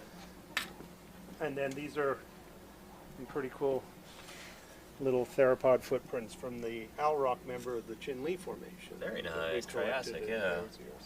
Very cool. And then we've got this beauty over here, so we're going back in time, Uh-huh. late Triassic. Ooh, Phytosaur? Yeah. Yeah. This was The googly eyes are a nice touch. Yeah, this is collected from near Monticello, Okay. an area called Lisbon Valley. Uh-huh.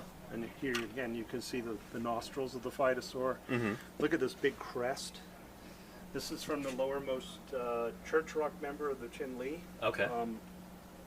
So you're looking at about 210 Okay. million years old. So about 10 million years older than the stuff we're working across. We're working out across the street. Yeah. We have the rest of the snout, which we collected from Nice. down slopes, and we found this sticking out of the edge of the cliff. This is Okay. our COVID Phytosaur. We Uh-huh. decided to go and do a small group of us, and Nice. actually David and a paleontologist, Xavier Jenkins at Idaho State University. Actually, Okay. he just got a job at the American Museum of Natural History, so he's moving to New York. Congrats, Xavier. Yeah, Wow. Yeah. So, anyway, kind of a cool skull, but what's Uh-huh. really neat, you can see we found all of this wood with it.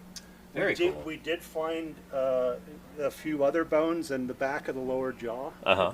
one side of the lower jaw. But look here. You see, look at that hole. Is it a bite mark? And look at this. There. And then this is all missing. Shoot. And this is damaged. This guy get chomped on? I think so. Wow. Looks like pathology on the skull. Yeah. So this was accidental damage by preparation. Okay. I have given a Phytosaur a face cut before with a rock saw. Not intentional. Yeah. It happens. Some of the hazards of field work. Jim you had know? me cut a dinosaur in half once at With a rock saw. Andrew's site in the Cedar Mountain Formation. Yeah. Was that Iguana colossus? No, Hippodraco. Hippodraco. It's a. Getting my iguanodonts mixed up. It's a big dinosaur that was an ornithopod that was associated with Hippodraco. Yeah, yeah. So this was before we knew about Hippodraco. This cool fish, I was kind of hoping Sally would have stuck around so I could have shown you her preparing this. So this is the surface before and this is after preparation? Yeah. Is that the idea? So you can see it. This is from south of here in Warner Valley, but it's Uh-huh. from the Whitmore Point member of the Monabi, and you can see she's getting into the back of the skull right here. Wow. So this is going to be kind of a top angular view of the head. The eye is probably there, Uh-huh. and up here we should start seeing the dorsal ridge scale. So these semi-anodid fish that Mm-hmm. kind of look like this. They have these unique scales that Yeah, go all the very way from the cool. back of the head to the front of the dorsal fin. Right there along the sagittal plane. That's so neat, Yeah. that like central line of scales. Very cool. And they've usually got a spine. Okay. And all the different species have different kinds of spines. Uh-huh. We're also realizing from this site that the lower jaws are also different. We have three Interesting.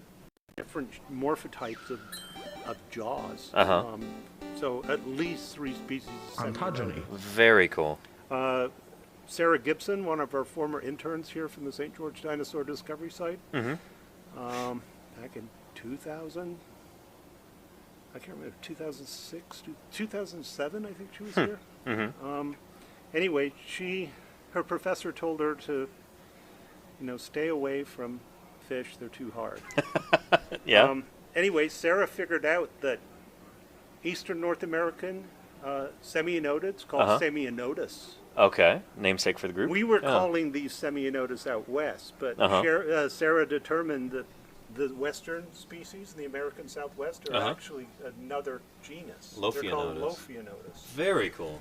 So Semi-anodus occurs in Eastern North America, Europe, Mm-hmm. parts of Asia, and North Africa. That makes sense, because these areas were very close to each other at the time. Like, this Right. is right when Pangea, the supercontinent's breaking apart. Exactly. Yeah, so out here, out west, different So- fishes. This is the opposite side. Uh-huh. and that's the So other if side. we were to turn this over and remove Yeah. is this wax around it? So this is called carbo wax. Yeah. You can melt it, reuse it. Uh-huh. So the other side of the fish is now in the carbo wax. Mm-hmm. I'm going to have Sally prep to about here. We probably won't prep the tail. Yeah. The most important part are the dorsal ridge scales and seeing the skull bones Nice. to Okay. identify what it is. And then you'll be able to actually describe it Yeah. after that. Sally's been working on this one fossil. She's a very patient lady for over a year. Wow. Yeah, and you can On see one here fish here. on the other side. There's the lower jaws, Uh-huh. the gill rakers. There's the operculum, the gill cover. Yeah. There's the clethrum bone right there, Nice. and one of the pectoral fins. There's Uh-huh. part of the anal fin right there, and of course the caudal fin at the very back. Very cool. Wow. An incredible amount of patience and dedication. Yeah, Imagine absolutely. taking a year to clean a fish, you know? Yeah. Some people must think we're nuts. But I mean, chances are going to be a new species. Like that's pretty special, being able to contribute something like that to the sum total of human knowledge. That's pretty cool. That's why we do what we do, you know? Okay, I Yeah. gotta grab some rocks and move them over to the other side here. I've got other treasures to show you. Okay. I'll grab these two. Oh, and I like the donation sign here. If anybody would like to help with this museum's mission, then we'll get some links in the chat so that you can donate, either through the fundraiser campaign or through the Amazon wish list. There's a lot of different stuff that we need to be able to continue our work across the street, and you can help out with that. If you think this is as cool as we do, and you're feeling generous, you can make a real material difference to the work here. So just consider doing that, you know? I'm just getting some things laid out for you. Cool, okay. All right, first, over that side. Yeah? Back around. Yeah, this is one of our original. This is from like 2001. Uh-huh. This old sign. Kind of fun. Yeah. Oh boy, body fossils. This was about a 400-pound jacket. Uh-huh. Came from a locality called P2N, Uh-huh. discovered by Rob Gay at Idaho State University. Well, Okay. he wasn't at the time, Yeah. but that's where he's located now. He's at the museum up there. And he discovered a bone bed in the lowermost petrified forest member that extends about 60 meters around the outcrop. Okay. It's about a foot thick. Uh-huh. So far, it looks like a species of Phytosaur called Provasuchus. Okay. And Larka McCormick and Bill Parker from Petrified Forest are working on the description of this unique skull Mm-hmm. that was given to Petrified Forest. I think it was 1995. It was illegally collected, and they said it came from this one particular area in Bears Ears. Uh-huh. And this is where Rob found this site. Anyway, Uh-huh. we were digging the quarry. Uh-huh. And we found this. So what you're looking at here, this is we prepped the jackets from the bottom up. Okay. So this is Yep. obviously flipped over. Mm-hmm. So this is the underside, the ventral Yeah. side that we're looking at. So right over in this area in the quarry, Uh-huh. there was a hole. And somebody had filled it in, and it was full of plaster fragments. Uh-huh. On the other side of the hole, there was a section of a Phytosaur snout, upper and lower jaws, closed with all the teeth. Okay. Sure enough, Rob called Rebecca Hunt Foster, who's now the paleontologist of Dinosaur National Monument. Yeah. She was the paleontologist for the BLM in Moab. Right, yeah, at the time, yeah. And she put two and two together, and sure enough, that illegally collected skull fits onto the snout. So that's this individual animal's Yeah. skull. So in this jacket, it looks like there's at least 3 different individuals. Oh, of wow, Different okay. sizes. Yeah. Here you can see the limb bone right here. Uh-huh. And here's the gastralia, which is the belly, belly rib ribs, on the yeah. Phytosaur. You can see toe bones. Mm-hmm. And it looks like an ankle bone here. Yeah. You can see Hunter's doing an incredible job prepping this. And then all these flat bones are armor. Uh-huh. This is the back of a mandible.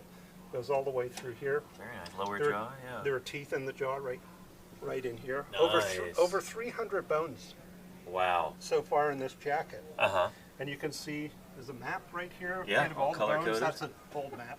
So are the different colors different individuals? Is that the idea? They're different elements. Different elements. Okay. So the yellow Limb bones, ribs. indicates vertebrae, the Yeah, green okay. are foot bones, Uh-huh.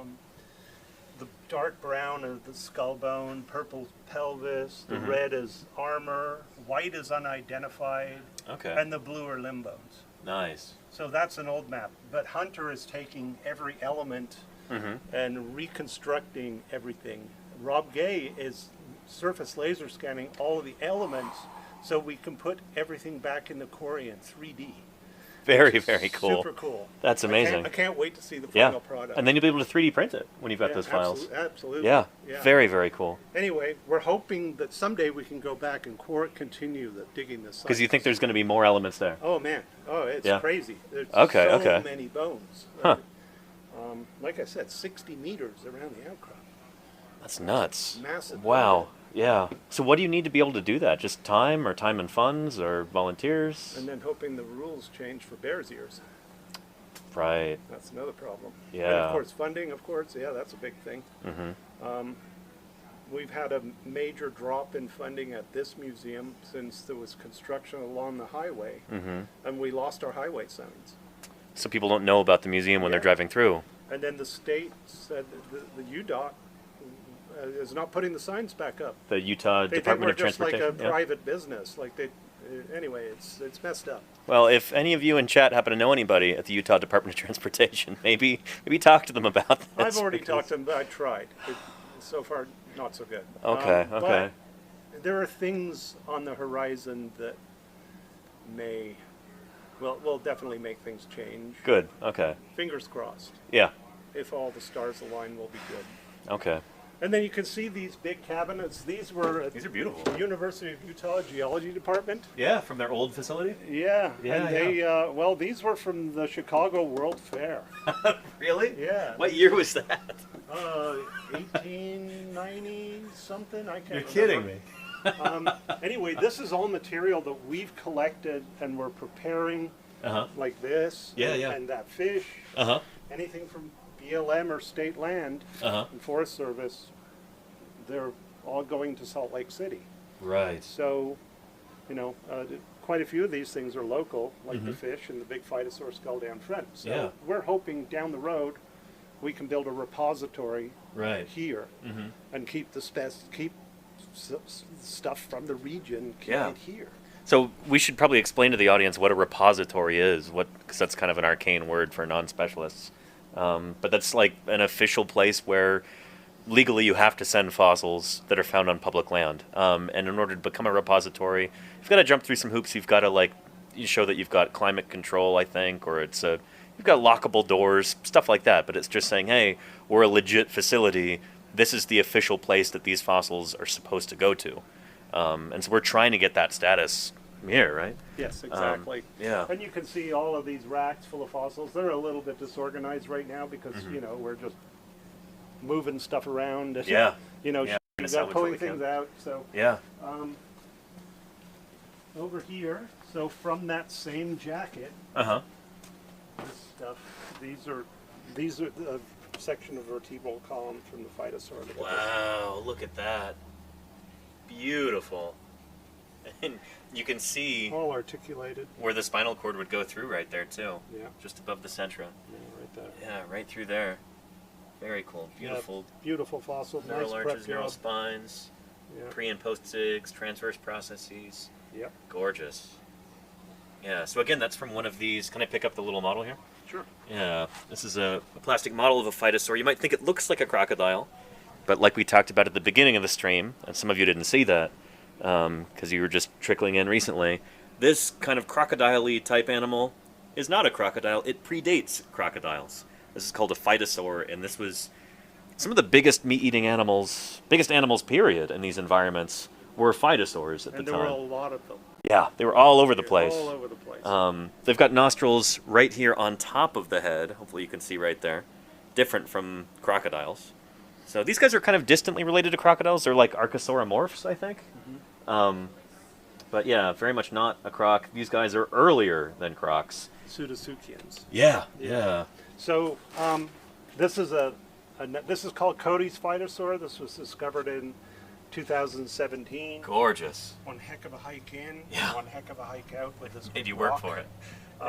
Anyway, this you can see it's in a cradle, ready to take back to Salt Lake. Mm-hmm. The other side is beautiful. This is the one I accidentally hit with the rock saw, but it's okay. Hopefully it was a clean cut. Yeah, it was a very clean cut, and actually it went right through the teeth. So it just like it was right here. Oh, okay, yeah. Yeah, right there where I've got a little plaster in it. Uh-huh. So again, chat, you're looking at the ventral side, the underside of the Yeah. snout. So there's the roof of the mouth, there's the tooth sockets and the teeth, the eyes would be underneath.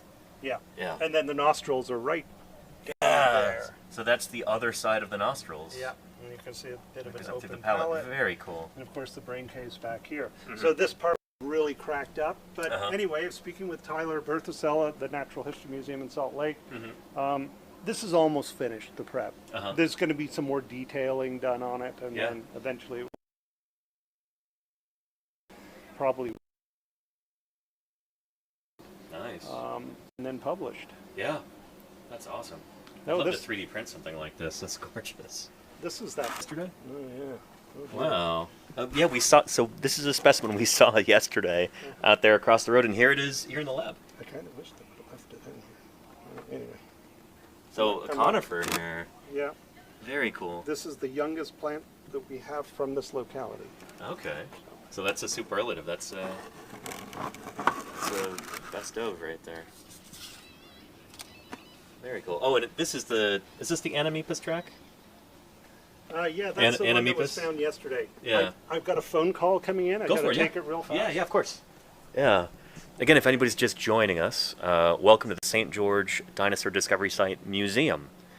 My name's Danny Anduzo. I'm a dinosaur paleontologist. This is Paleontologizing. And we've been talking with curator of the museum here, Andrew Milner. So this is an incredible museum that's actually built on site. In a few minutes, we'll be going outside the lab into the display area of the museum. And we'll be showing you some of these dinosaur footprints that are still in the ground. Because this museum was built, just put a big roof over this fossil site here. So pretty darn cool. We're currently working on an emergency excavation because we've got a fossil site across the street, which is going to be destroyed during a construction project. At least that's what's slated to happen. So we're trying to excavate as many fossils as we can before that site gets destroyed. So, yeah. Anyhow. Again, I know I said this before, but I hope you appreciate how special an opportunity this is to be able to watch this live with the curator. Andrew's taken a lot of his precious time to be able to show us around and kind of give you a VIP tour. The whole point is to get people excited about this, to get the word out, and hopefully garner some further support for this whole project. Because we've got very limited time and limited resources to try and collect those fossils before they get bulldozed. So, I hope that makes sense. Yeah. Oh, and Claire says someone was saying there were some kids from Texas outside waiting for Andrew to tell them a story. Oh, did they get here already? Yeah, we've got a bunch of students from Texas, from UT Austin, from their paleontology program there, from the Dinosaur Club at UT Austin, in fact. They're helping excavate across the street. I stayed in their camp last night, which was awesome, along with Josh Lively from the Prehistoric Museum here in Price, Utah. I'll inform Andrew that they should know that they could just come in, right? I don't see him out there, but I don't have a very good view. Anyway, they'll figure it out. But yeah. Ontogeny. Yeah. It's so cool to take a look around the lab. This is actually a little bit cleaner than I was expecting. I'm thinking as we move But yeah. later in the year, Here, let's take a look. in the next couple of months. Some of you will recognize this specimen right here from my office back at home. This was painted really well. You can tell me what that is right there. I think somebody in the chat might even have an emote that goes with this.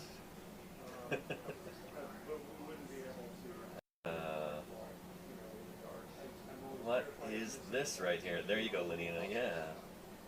That's the Berlin specimen of Okay, well, Archaeopteryx. thank you, Randy. Very cool. That's One of those classic pieces. That's a cast, obviously. The original's in Berlin. But yeah, really proud to have that same one at home in my office. Yeah, for sure. Did you? And you'll see some of the typical equipment that you have in a fossil prep lab like this.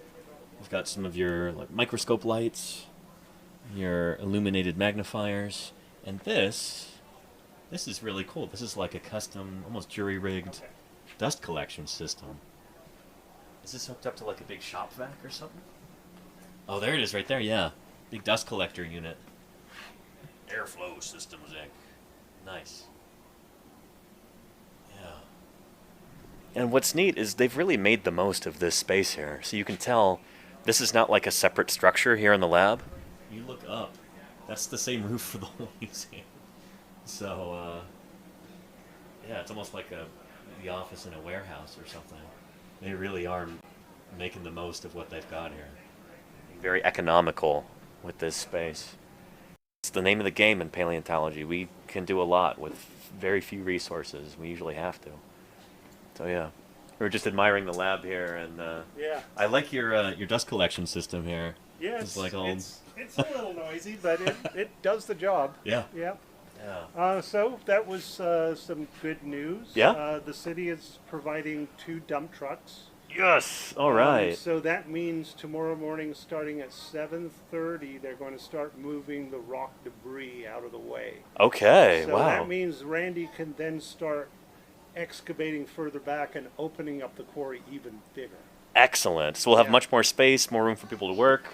And So- we'll be expanding the lower track layer. Is that the idea? No, it's just so we can continue those continue exposing those same horizons. Gotcha, The same okay. layers we're working on right now. Very cool. And then the next step will be getting machines in to move all of the giant rock pile. Gotcha. Okay. So it's good. So one really thing good that news. they've requested Mm-hmm. when we arrive, that like and I with all the gear, Mm-hmm. we bring just our gear in, but everyone else needs to park along the road tomorrow. So Okay. people are going to have to walk over to the site, which is not far. Yeah. It's not like Will we park here in the parking lot, or we'll figure it out? No, yeah. no, we can park along the road. Oh, okay, there yeah, where yeah, the yeah. fence is across Nice. the street. We can park in that area. Yeah, which yeah. Which will be perfect. Yeah, I don't have to play Frogger running across this busy road or anything, which is nice. So Yeah. how are we doing on time? I think I'm doing fine. Let me check my battery and make sure we're not going to run out. Because I still have a whole bunch of stuff to show Yeah, we're doing great on the batteries, so I can keep going for as long as you've got time. you. Okay. Yeah. If they want to know what a messy paleontologist's office looks like. Yeah. So this is kind of our little crazy collection space. Uh-huh. Not a lot of room. This is My- true behind-the-scenes stuff My, here. Very my cool. co-workers, you can see they're a little messy. Well, there's a lot going on, so. I'm actually bringing you in the office to show you this. Uh-huh. It's kind of neat. So this is where I hang out. Uh-huh. But you can see that great big track block. At first, I assumed this was a replica, but no, this is No. part of the actual slab That's that just the juts into the office. Real thing. So you can, if you look up there, you can see the wall. Yeah. So that's part of a 10-ton block. If Uh-huh. there's an earthquake, I'm getting out of here as fast as I can. Right, because that's just gonna. If it comes this way. It could, yeah, and I Oh, don't man. want to be here. Yeah. Jeez, that's so funny. All right, so let's go this way. Okay. So just to kind of show you some, how we take care of our collections. Kind of important. This is the coelacanth drawer, Nice. and you can see Annie, who you saw earlier, Uh-huh. leaving the museum. You can see she makes these mounts to hold the specimens and Yeah, all the very pieces to nice. keep them safe, so you don't have to handle them. And then you can see everything has a proper label, Right. catalog number. This is some repository style stuff here, Chad. Yes. This is how it's supposed to look. Exactly. Yeah. So you can see this. This is a cool. That's a coelacanth palette. Very cool. Right. So this is the roof of the mouth right there. Yeah. Very Let cool. me get a little light on that. Let's get some coelacanth emotes going in the chat too. I think Golganek has got some, right? Yeah, look at all the little bumps. Those are all little teeth all Very over cool. the surface. And they've got so these more neat. elongate ones along the side of the palette. And this is from a coelacanth that's not yet been described, right? We don't have a name for this critter? Yeah, it's a new species of coelacanth. An animal new to science here. Yeah. Very cool. This is one bit of Uh-huh. many specimens that we have. Gotcha. We have three associated coelacanth skulls from Uh-huh. this site, and another articulated coelacanth skull, a partial articulated, Uh-huh. that's still locked up in a concretion Okay. that was in hundreds of pieces. Uh-huh. And we had to glue them all back together. So now we've got to clean Awful all the jigsaw iron puzzle. off the outside of it. So Uh-huh. anyway, it's That's an a lot of important- work. It's an important fossil. So if any of you happen to be in the St. George area or might be moving here, given that it is the fastest growing city in the universe or whatever, you can absolutely volunteer here if you get in touch with the right people. Yes. They really need the help. There's tons of cool stuff to work on, new species, new morphologies. We do have a waiting list on our prep lab, Okay. but if you sign up, Yeah. the sooner you'll get in. Uh-huh. So this is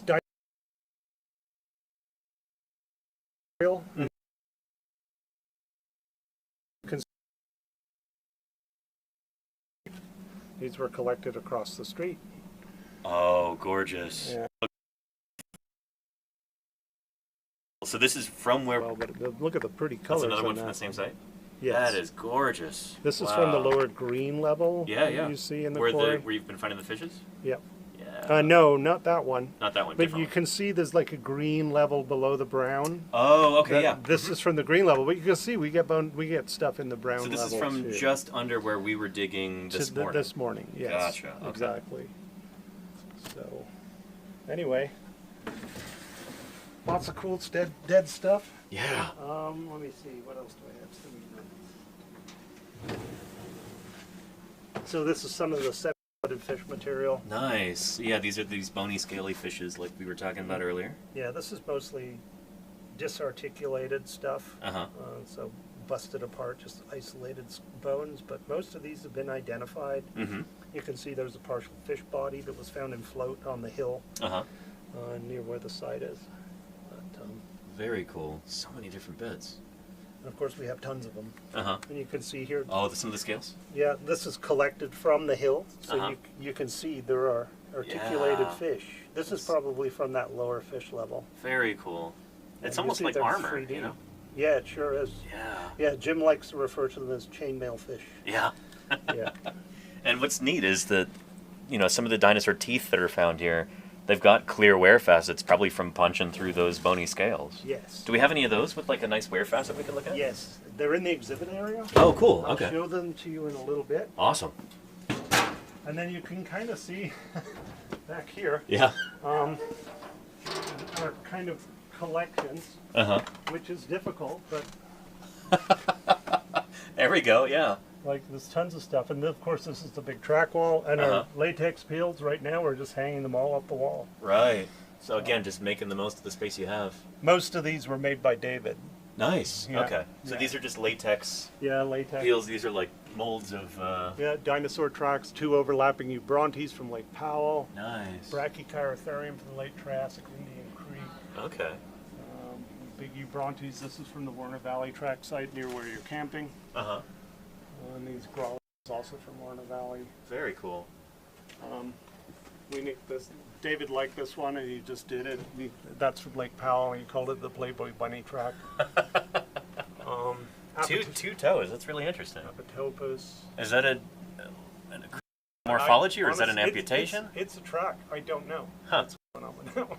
How often do we get like irregular, weird tracks where it looks like theropods or other dinosaurs are missing a toe or something? We've got a couple here. Very cool, because we see Yeah. that all the time with modern theropods, especially in cities, like pigeons that are missing. Missing toes. Yeah, yeah.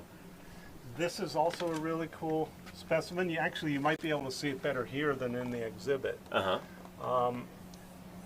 Hard to believe, but this is actually inside a Eubrontes footprint. So it's in the it's in the sediment infill of the track, and this was laying inside it.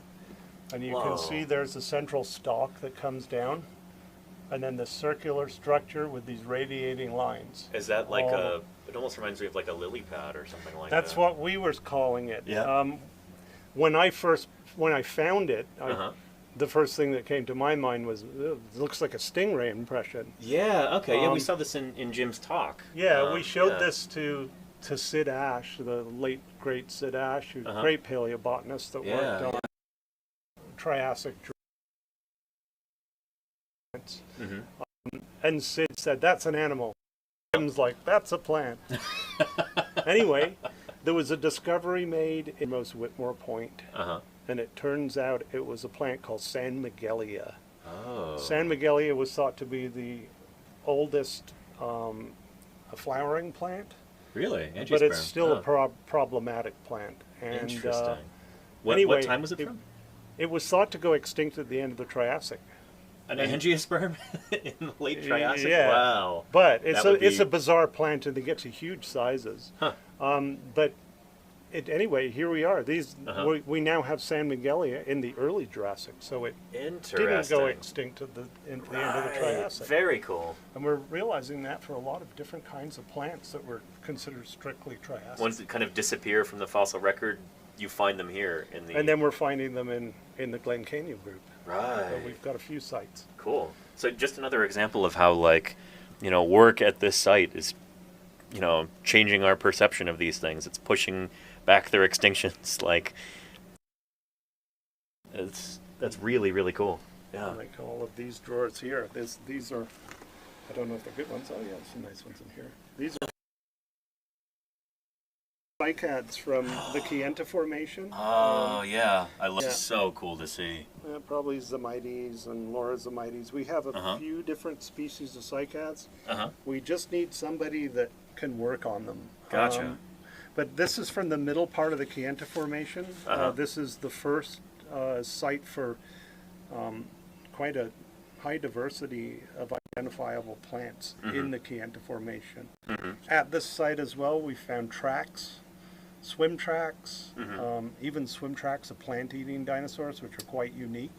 Very cool. They Wow. look very similar to a track called Winton Opus, which is known from the Winton Formation in the Australia. early Cretaceous of Queensland, Australia. Yeah. Of course, that was thought to be a dinosaur stampede at one time. But Okay. with new studies actually showing that these were swimming, plant-eating dinosaurs. Very cool. We have lots of Animepus footprints at this site, which are made by plant-eating dinosaurs, like something like Scutellosaurus. And these animals were swimming, and we're finding swim tracks that look identical to Winton Opus in the early Jurassic. Very cool. That's pretty neat. Yeah, that's really, really cool. Yeah, exciting stuff. And I think I should explain to the chat too, when Andrew said we need somebody to work on these cycads, somebody who's studied these, somebody who specializes in this, because as beautiful as these are, they still require a lot of expertise to really be able to make sense of them sometimes. The thing is, we've made when Jim, you probably saw this in Jim's talk too. When the site was prior to the site being found, there were like 150, 200 localities in all of Washington County. Yeah. We're now over 700 pairs.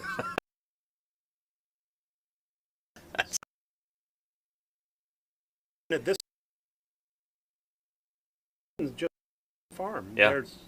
There's so many research projects to do, and my life. Yeah, it's dedication. Sure does. It's not something you can do in a weekend, or else it would have been done already. Yeah. Yeah. Very cool. All right. Yeah. Oh, these are cool. Yeah. Ooh. Look at those. Those are. Is that a Eubrontes track?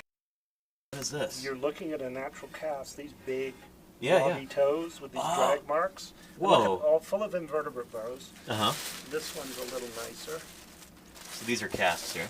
They are the replicas. The Yeah. originals are at Red Hills Desert Garden, Okay. north of town. Uh-huh. Again, you can see these big toe marks. So what do you think that is? We do have examples with 4 toes and scale scratch lines on them. So With 4 toes. with 4 toes, and they're Could it be blunt, like a big and they're Scelidosaurus and they're type thing? blunt. They're from the transition zone from the Kayenta Formation to the Navajo Sandstone, but in a river channel. We think these might be sauropodomorph swim tracks. Very cool. We've got a big slab with swim track so a big Platyosaurus type animal potentially. yeah. That is amazing. Yeah. and really exciting. Anyway, we're getting some resin for the really big one that David made. Uh-huh. It's a huge peel with 4 tracks and a swim trackway. Nice. So this is That's another gonna be thing awesome. that we're working on. Uh-huh. This could be another type of the trace Chirichycnos, which was Chirichycnos tridactylus. So Chirichycnos means scrape to scrape, Uh-huh. and ichnos trace, Okay. and then tridactylus means three toes. Right. But now So- you have a 4-toed one, so... Yeah, so these are definitely distinct from Uh-huh. the Chirichycnos for theropod dinosaurs, like the ones I showed you in the exhibit. Okay, yeah. Those are Chirichycnos tridactylus. These are something else. And there's so Interesting. many different variations. There's, of course, lots of different kinds of animals. Yeah. I'll show you some more examples in the exhibits. Very cool. But first, I want to show you our big discovery in 2023 off Lake Powell. Okay, yeah. You probably heard about that one. I think so, yeah. Does this have something to do with Tritylodonts? It has everything to do with Trackway. All right, yeah.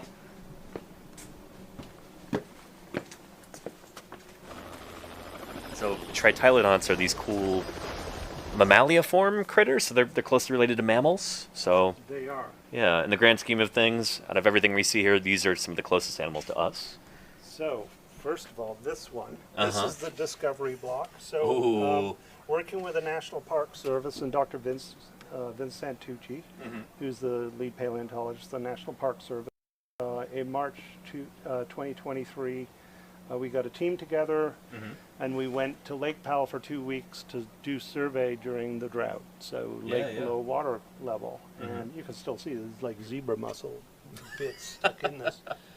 This is the block that I found. So the story goes, I was walking along this ledge from my tent at 7 o'clock in the morning. First day, we did a little bit the day before. Most of the team couldn't go out because the wind was too crazy. So we could only get one boat out there. And Donnie Plasman, one of the park rangers that was driving the boat, he set up the toilet around this little ledge, just kind of tucked in behind. I got up out of my tent and I took a walk across there, and I could see these really poorly preserved dinosaur footprints, like Grawlater, things you couldn't identify, and all these circular depressions, just like small, almost perfectly round holes. Kind of concave. And then anyway, went and used the washroom, came back, walked below the ledge, and I spotted this from a distance away. And the first thing I thought is, those plants? It looked unusual to me. And I walked over, and you can imagine what I did. I'm just freaking out. Look at all these limb bones. You can and see the stuff. condyles right there. Look at the on lower this. jaw right there. With Oh, all the man, the impressions teeth, of yeah. the teeth. This is a partial skull in the rock. Oh, very cool. Anyway, I didn't start freaking out until I went back to my tent and confirmed that it was bone. Right, yeah. I'm like, come on, this can't be real. I mean, sandstone is so rare. There's only these bites on both hands. That's that rare. Jeez. But look how much bone is in these rocks. Look, that's all that's all cross section bone. of bone right there. That's all Wow. bone. We took the smaller blocks to the South Jordan Medical Center, thanks to Randy Ermis and Karen up at the Utah for arranging that for us. And we got these things in on a medical CT scanner.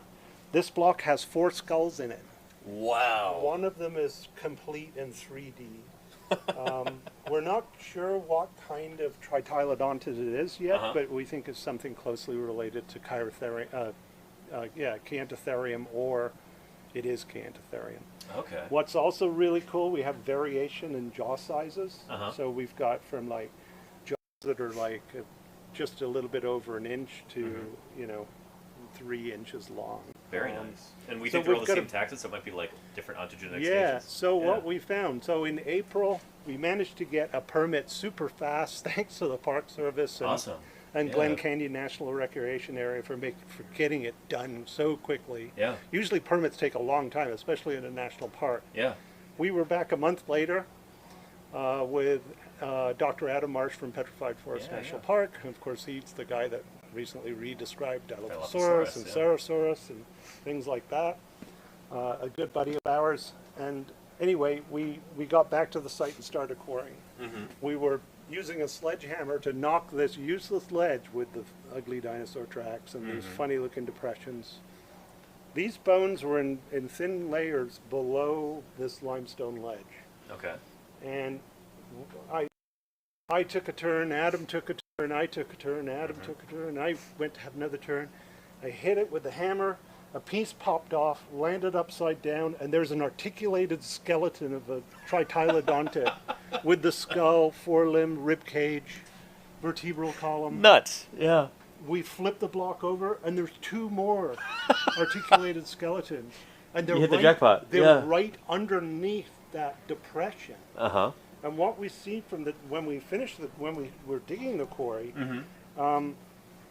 we could see the concentration of bone coming from this depression and spreading out into kind of almost like a kidney bean shaped arrangement. And all the other sandstone around it, no bones. These animals are in the burrow. Wow. That's a burrow. Very, very cool. We spoke to Steve Pasiotis, Yeah. University of Kansas. Yeah. We found anything in the burrows. So on the last day, Uh-huh. Adam, Marsh, and I were measuring the strat section. Uh-huh. And we're in the upper part of the Chianti Formation, and then all of a sudden Adam yells, "I got more bone!" Uh-huh. We found a second bone bed. So an older bone bed in the uppermost Chianti.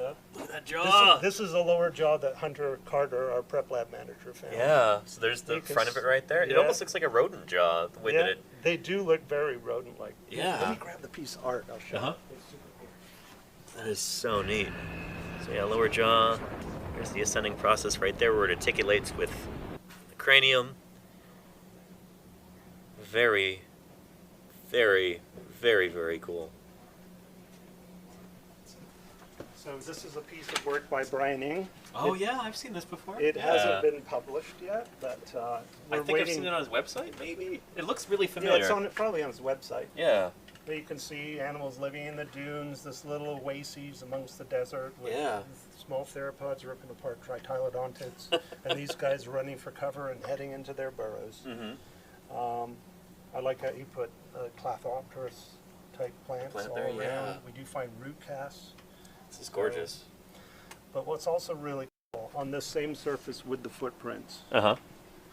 with the theropods, we found these footprints. These are not the good, well-preserved ones.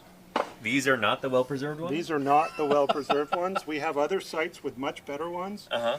but you can see these kind of Brazilignum type footprints with 5 toes. So You look think at- these are tritylodont tracks? Look at these. You can see 5 toes. Mm-hmm. And the Manus and Pez. We have other examples. You can see they're almost equal size, Mm-hmm. which fits the morphology. These are tritylodont tracks. That is... So we have footprints That's associated awesome. with burrows, associated with the bones. Wow. What more can you ask for? Yeah. Astounding. We can't wait to get back there. We were supposed to, we got funding from the National Park Service, but Mhm. we just haven't, of course, now we've got the Yeah. substation, so Uh-huh. we've been delayed, but we're hoping to get back later this year. Mm-hmm. We're hoping in June, we've got an invite to go to Sandia National Laboratory in Albuquerque Get to the CT CT scan everything. Nice. So we have all these jackets, Mhm. including some really big ones that we haven't even looked at yet. Mhm. And so these specimens will never be prepared. Some of these, some we'll of them just will scan be. them and be able to... So we'll scan them and then segment the CT scans so Mhm. we can isolate all the bones. Right. And then 3D print them. Yeah. Yeah. All of these specimens that we've collected recently from this last trip are going to the Prehistoric Museum in Price. Nice. So they're super stoked. Mhm. Yeah. Yeah. Josh is like smiling. Yeah, I can imagine, yeah. Yeah. Anyway, there's one more thing in the lab I want to show you. Uh-huh. This is cool. We just collected this last year from late last year in cooperation with Zion National. Ooh. This from Look at Zion these National little- Park with Robin Hendricks. Yeah. This is probably a medial body drag of some kind or a tail drag. Could it be a horseshoe crab or something? Here we've done photogrammetry. Nice. This is okay. on a sand dune face. in the Navajo Interesting. sandstone. So presumably not a horseshoe no, crab. it looks like a trace called Paleohelcura, which are made by scorpions. Wow. And it's the first example from the park. So this would be the scorpion tail, or like the midline of the body? It could be. We were thinking at first it's a crack, but it's not. It's just, that's it. And you can see there's faint sets going. Unfortunately, the rock was not, it was impossible to dig into to continue. But this is a really rare fossil. I've never heard of scorpion tracks before. That's wild. Yeah. Robin Hendricks and I, she's the geologist at the park, we're working on describing this, along with Jerry Harris, who's kind of a junk with our museum. Exciting. Yeah. Wow. All right, let's go back out to the exhibit area. All right. We'll clean up all this extra. I still have the University of Texas students. That's right. Yeah, I heard that they were wandering around outside, but Oh, they are? well, they should could just- find their way in, They right? should just come in and look. Yeah. One thing that I appreciate here is the color scheme on your different dinosaur taxa are consistent between the model and the mural and like the laminated art and the displays. And our book. That's- Jerry. yeah, and it's. I need to get a copy of that book too. I Yeah. tried to order one in advance and nobody had it. It's not very expensive. Yeah, yeah. So I'm Jerry- gonna get one from the gift shop. And yeah. Jerry and I can sign it for you. All right. Yeah. Excellent. Here's more swim tracks. And here you can see Eubrontes that was actually stepped. You can see its footprint. So Yeah. while all these, I'm Like like 2 just plus, a 3 swim plus. track A swim- over the footprint. That's so neat. That's probably a tail drag mark Really? or a dinosaur with a club foot. Huh. But it's got parallel scratch lines all the way along it. Uh-huh. So this is one of the big ones that we collected out of the quarry. We have over 150 swim track blocks outside. Individual claw mark counts, roughly 3,000 individual swim track claw marks. Wow. Yeah. Impressive. Here's the big wall. So the piece that you saw in Yeah. my office. Just jutting through the wall This there. has 167 footprints on it. Almost all of them are graulator, so the small theropods. There Yeah. is a little Batrachopus trackway up near the top. Uh-huh. And then there's this great big thing going along the bottom with the tail drag, these big blobs. We were hoping it would turn into the outcrop, but unfortunately it didn't, so we don't know what it is. Maybe a sauropodomorph? I don't know. Ooh. And this is, you were saying before that the block over there that we were looking at is the biggest one in the museum? Yeah. This, I can tell, has been stitched together, right? It has. Yeah, you can see it's been reconstructed in between. When we found this, I'm like, wow, that looked really cool in a museum. It was like a wall. Yeah. So And it does. We did it. You were right. This is a Yeah. 12-ton block right here, this one. Uh-huh. That's 12 tons. 12 tons. Yeah. We have T-Rex because the kids love T-Rex for some reason. Gotta have T-Rex, Sorry, yeah. guys, I'm not a T-Rex lover. Or actually, that's Tarbosaurus, isn't it? That's what the sign says. Tyrannosaurus foot, but this is the footprint Tyrannosaurus Tyrannosaurus, from yeah. the Raton Formation in northern New Mexico, which is right below the KPG boundary. Uh-huh. So the right time to be T-Rex, Yeah. yeah. No doubt, probably made by T-Rex. Yeah. It wouldn't be T. macraensis, right? Or is it? Yeah, if it's just below the KPG, then it would have to be T-Rex. Yeah. Very, very cool. I'll show you this one first before I show you more of the wall. Yeah, what's going on there? This is a beautiful Eubrontes. This is our SGDS 8, so it's one of Sheldon's original specimens. You can see where the claw dragged through the sediment right here. It's missing Nice. this one, but it's got this one. Uh-huh. And here you can see a digit 1. The There's hallux kind of there, the yeah. back of the heel right here, and that is the metatarsal.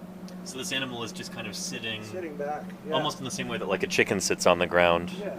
So Yeah. it's using these bones in the foot. Uh-huh. So this is what we call a digitigrade Right, they walk on their track. toes. So yeah. they're walking on their Tiptoes. tiptoes. Even elephants walk on their tiptoes. They just have a big fleshy pad on the underside of the foot. Right, We're weird. yeah. We plantigrade. We walk on all of these bones in our foot all Which the is way bizarre. to the There's ankle. only a few other critters that do that as mammals, like bears, I think, are an example, and maybe a few others. But Yeah. I'm not. It's too heavy. But there's another track slab back there. Maybe let me hop over. Okay. again, he's the curator. He can do this. With my crippled legs. These are all metatarsal impression traces. Uh-huh. We're going to build a display in this corner eventually, so they're going to be nicely mounted. But here we have a trackway. Oh. A small grallator with metatarsal They're impressions. so bird-like. Yeah, very bird-like. There's another one here, so here, here, and a partial there. Mm-hmm. They also have digit 1 traces. You notice compared to just a normal walking grallator, Mm-hmm. which are really narrow gauge, this is a wider gauge trackway. So they're kind of stepping out. They also tow out more. Mm-hmm. This is, and there's a site called the Moyeni Track Site in Lesotho in southern Africa, which is famous. It's an early Jurassic site. Huh.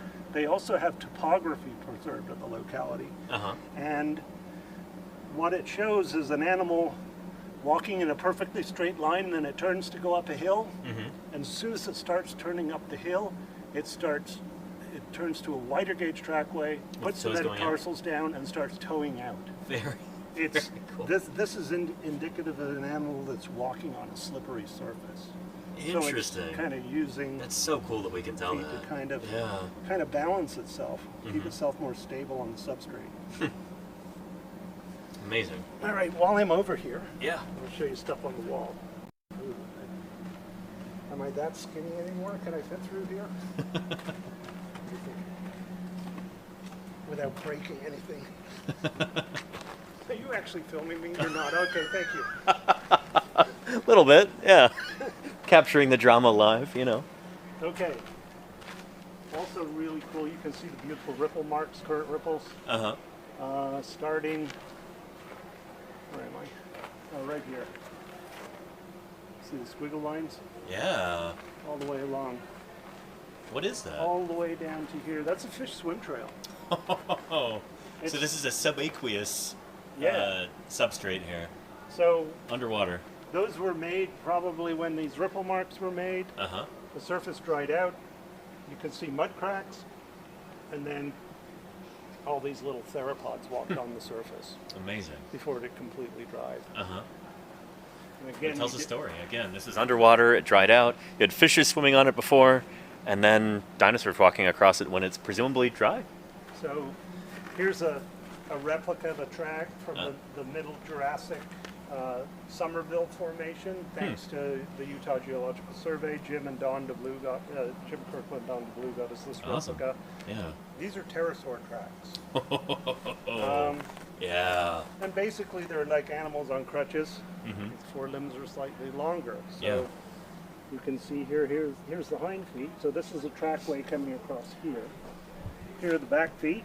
Mm-hmm. And the front feet with the finger, which is the wing finger, yeah. Yeah, sticking Digit up. 4 right And there. you can see the front foot is in front of the hind foot is in front of the back.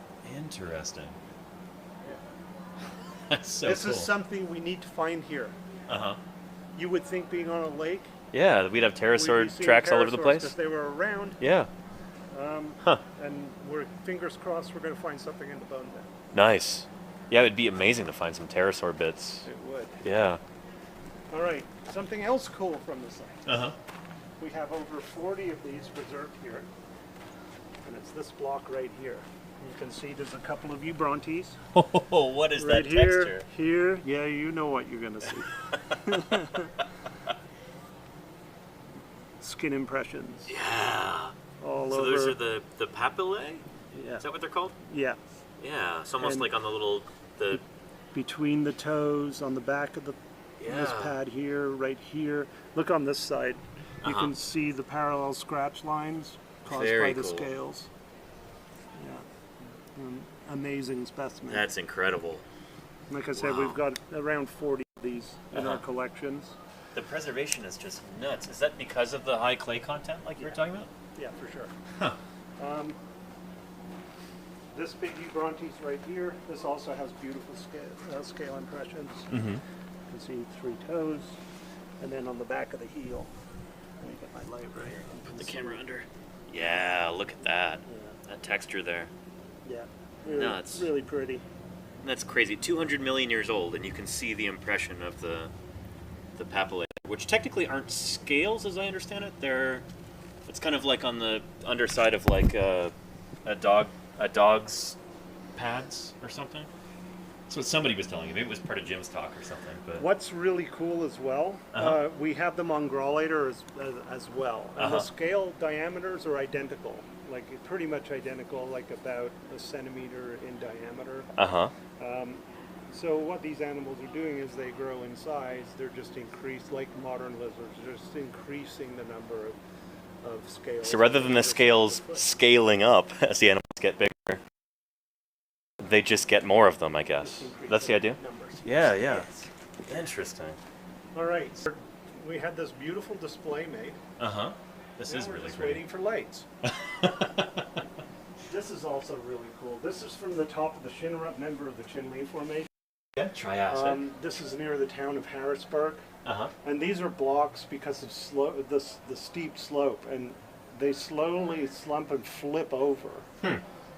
So you see the natural cast. So what you can see here, the hands are plant down. There's another one there, and then the hind feet are making these kick marks. Oh. So you've got a Phytosaur that's fighting a current, and it's planting the front feet down, and then it's pushing itself forward. If you watch modern crocodiles underwater, doing the same thing. Whether this animal was completely submerged or partially, we don't know. That's wild. Yeah. Just, again, It tells a story. That's Anemepus so footprints. cool. yeah, so this is our first ornithischian dinosaur so far, right? Yeah. So first bird-hipped dinosaur. Yeah. And there's a couple more examples of just over there. Uh-huh. Of Anemepus from this site. And then right there is the smallest dinosaur track from the locality. It's a Grawlator. It's got all the toe pads, so you can hide it under a dime. Wow. I spotted that from like 10 feet away. The light was perfect. I thought it was a Batrachopus, and it's like, oh, it's a Grawlator. That's nuts. Yeah. It's so small. So this would be from potentially like a hatchling or something. It's Potentially, tiny, tiny, tiny. maybe. Well, I'm trying to imagine how small that animal would have to be. It's like, this is about the same size as like pigeon tracks that I see. Yeah, really small. Yeah. Pretty cool. Very cool. And then this replica right here, we have the original in collections, but it's really fragile. So you can see the footprint pointing down, that's a Grawlator. And then the one pointing up, that's an Anemepus. So you kind of see them Moving in different for directions, yeah. comparison. Well, and also just for comparison, it's nice. And that's that same one that's there on the diagram. Yes. 759 right there. Yeah, Okay. so that's a map of the track site when they had to remove the top of the road cut across the street. Gotcha. So they're from track layers slightly higher than the top surface track site in the museum. These I wish I could show you. You could try with your cell phone light, but it would probably be a lot I of don't glare. think it's gonna work. You put it right up against the glass, maybe. So that's Eubrontes Yeah. compared to a track type called Chiantopus. Okay. And Chiantopus have a wider divercation angle between the digits, and they also have longer, narrower toes. Interesting. Chiantopus is quite controversial with some people. Whether it's a theropod or a Well, ornithischian? now, whether or... or not it's an extramorphological variation of Eubrontes. Okay, so whether or not it's the same critter, I This is- guess? This is again, hard to see. That's the holotype specimen of Siskemia europygi. And it's a trackway made by a crayfish or a crayfish-like animal.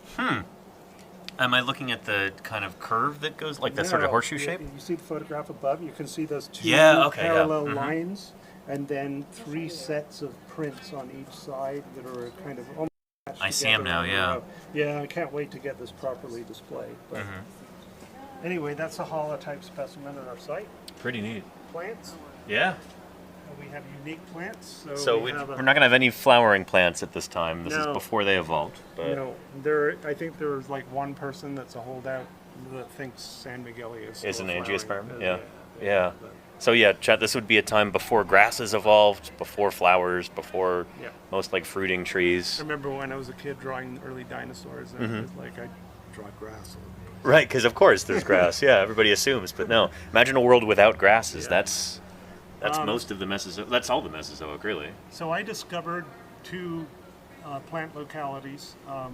in the upper part of the Dinosaur Canyon member, we Uh-huh. have a unique species called Arreplaceable stockii, Oh, cool. which is a type of conifer. That's related to like monkey puzzle trees, right? Araucaria? Yeah, Is that, yeah. yeah.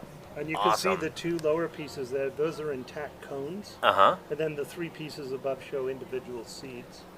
Oh, neat. We have another conifer that was used to be mistaken as a cycad. It's called Phytosaur.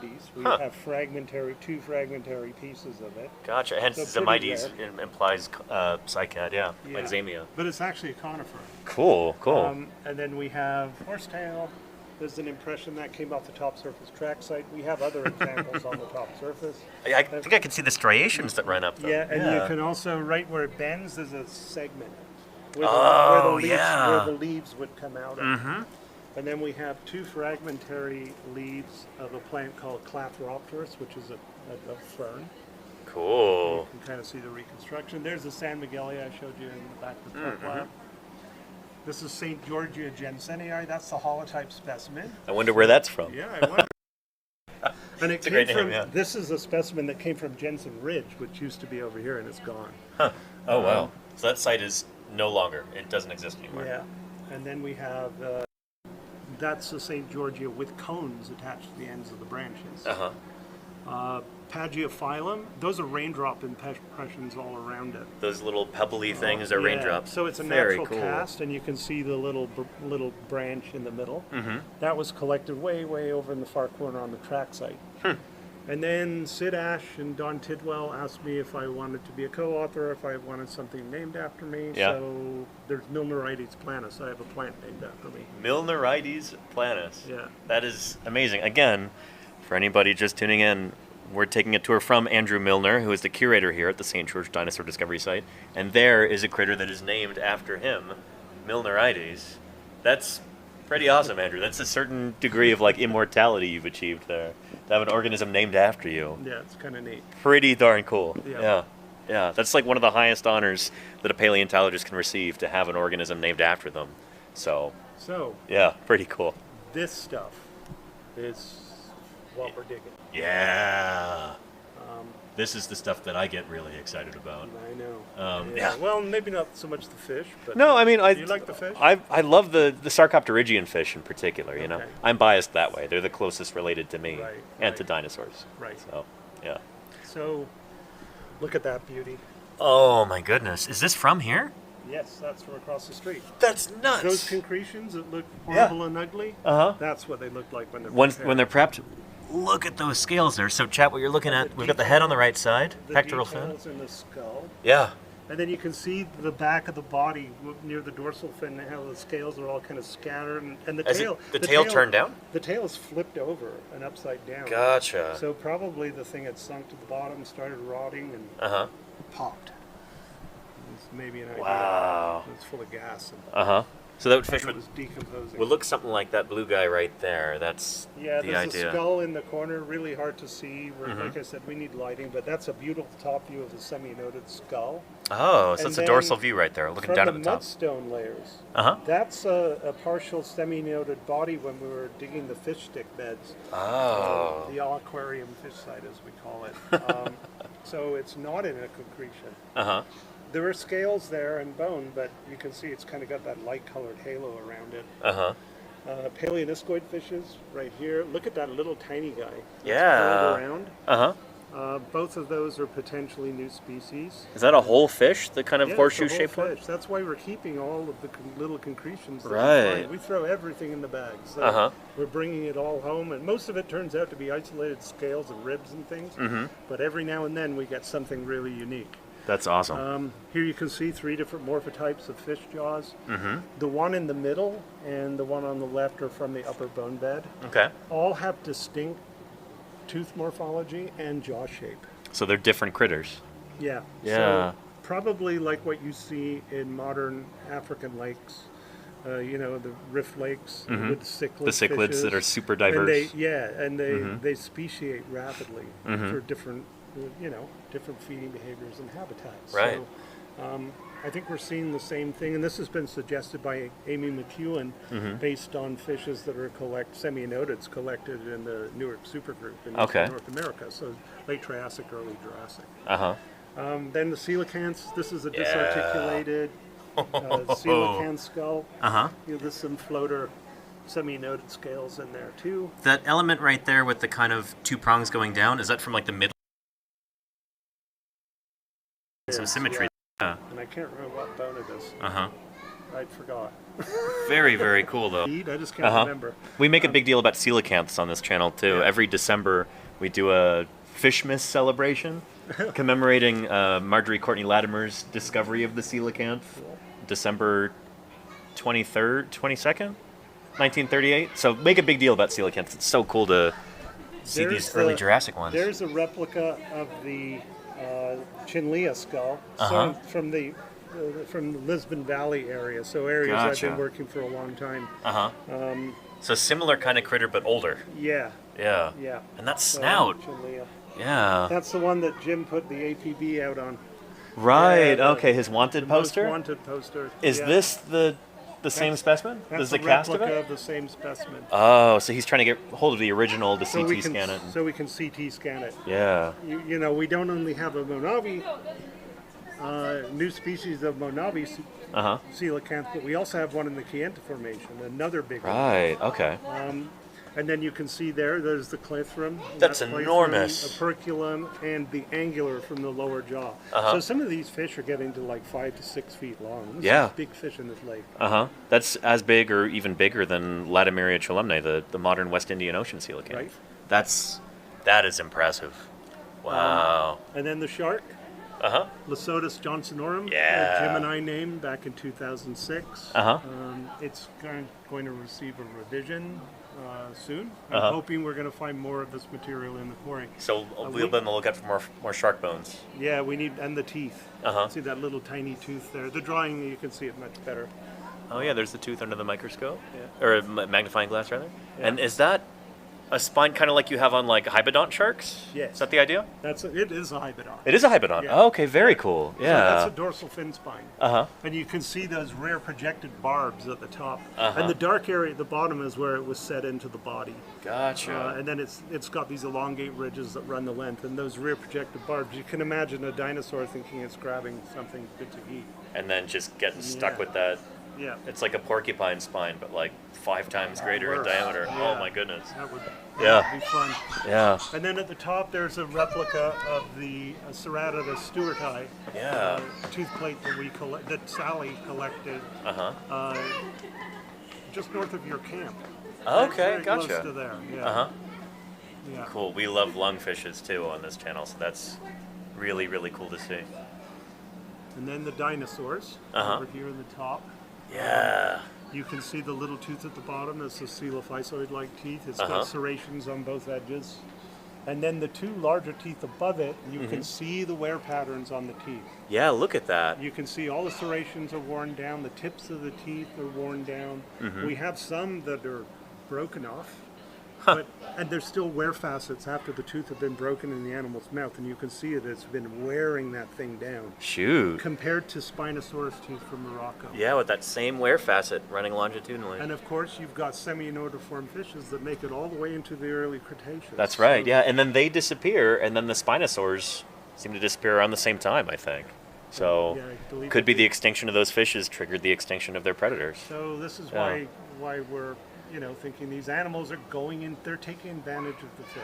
Which is why we've got these swim tracks and stuff. Is Yeah, there? exactly. That's what's Yeah. bringing them into the water. And they're wearing out their teeth chewing on chainmail fish. Right. Yeah, because look at those bony scales. Imagine putting your teeth through those. That's yowza. And then there's the dinosaur vertebra. And that's the actual one right there. That's the actual specimen. very cool. Is that a dorsal vert? Yeah. Nice. So yeah, vertebra from the back that the ribs would attach to. So that's why we're continuing. This is why we're digging those bone beds Right. and the fish layers. Mm-hmm. And already we're seeing evidence that we're finding Uh huh. new things we've never seen before. Like Right. was it 2 days ago, a possible croc tooth. That little limb bone I showed you in Yeah. the lab, what is that? Right. We made yesterday like a 3 centimeter long bone that looks like it might be the end of a limb bone that's hollow. We do have a partial tooth that might be part of a synapsid tooth. Huh. So I think there's still some cool stuff to find. Absolutely, yeah. So again, just to emphasize, this is the sort of thing we're looking for as we're doing our excavation across the street. This is what we're trying to save before it gets bulldozed. Exactly. Yeah. Yeah, important stuff. And then we get into something called the Kayenta timeline. Uh-huh. So this is a beautiful piece of artwork by Brian Ing. Gorgeous. This is just kind of the first mock-up. We need the money to build it properly. Uh-huh. So that's coming. Nice. These are examples of footprints from the Warner Valley track site. So this picture, you're going to move this from left to right. Okay. So the upper part of the the lower part of the Kayenta Formation all the way to the Navajo Sand. Gotcha. So this kind of represents the Warner Valley track site. And you can see underneath there are layers and they're tilting that way. So Okay. kind of see we're going through time. Yeah, And these are all based on sites that we found here just in southwestern Utah. Uh-huh. Big swim tracks of theropod dinosaurs. Sarah's fish bed, that's where the coelacanth came from, and more seminotids and sharks. Paleoniscoid remains associated with dinosaur swim tracks. You can see an example of one right there in the display case. Awesome. Really cool swim track. And we have a small petrified forest with cell structure in the wood. So Got it's, that kind of preservation. oh yeah, so Wow. the trees could be identified. Uh-huh. If we can find somebody to work on fossil trees. Right. They're rare. The researchers are rare, is what you're you can saying. see- Yeah, right. Yeah, that's right. Yeah, the wood's not necessarily rare. But Right, yeah, no yeah. one working on them. You'd see the Pterosaur up there, yeah. and then little Cynodonts and Synapsids. I love that. Subtle details Two here. little frogs mating on the beach. And then this site, which was found by Rob Gay. Uh-huh. There's Jack. We nicknamed him for many reasons. Yeah. Anyway, that's all the bones that were found: vertebrae, fragments of skull, osteoderms. Uh-huh. Just kind of they mix in with the same colored gravel in the lower part of the Kayenta Formation, so they're really hard to spot. Within 15, we haven't found much bone, and within 15 minutes, Rob had found bone. Like, way to go. Uh-huh.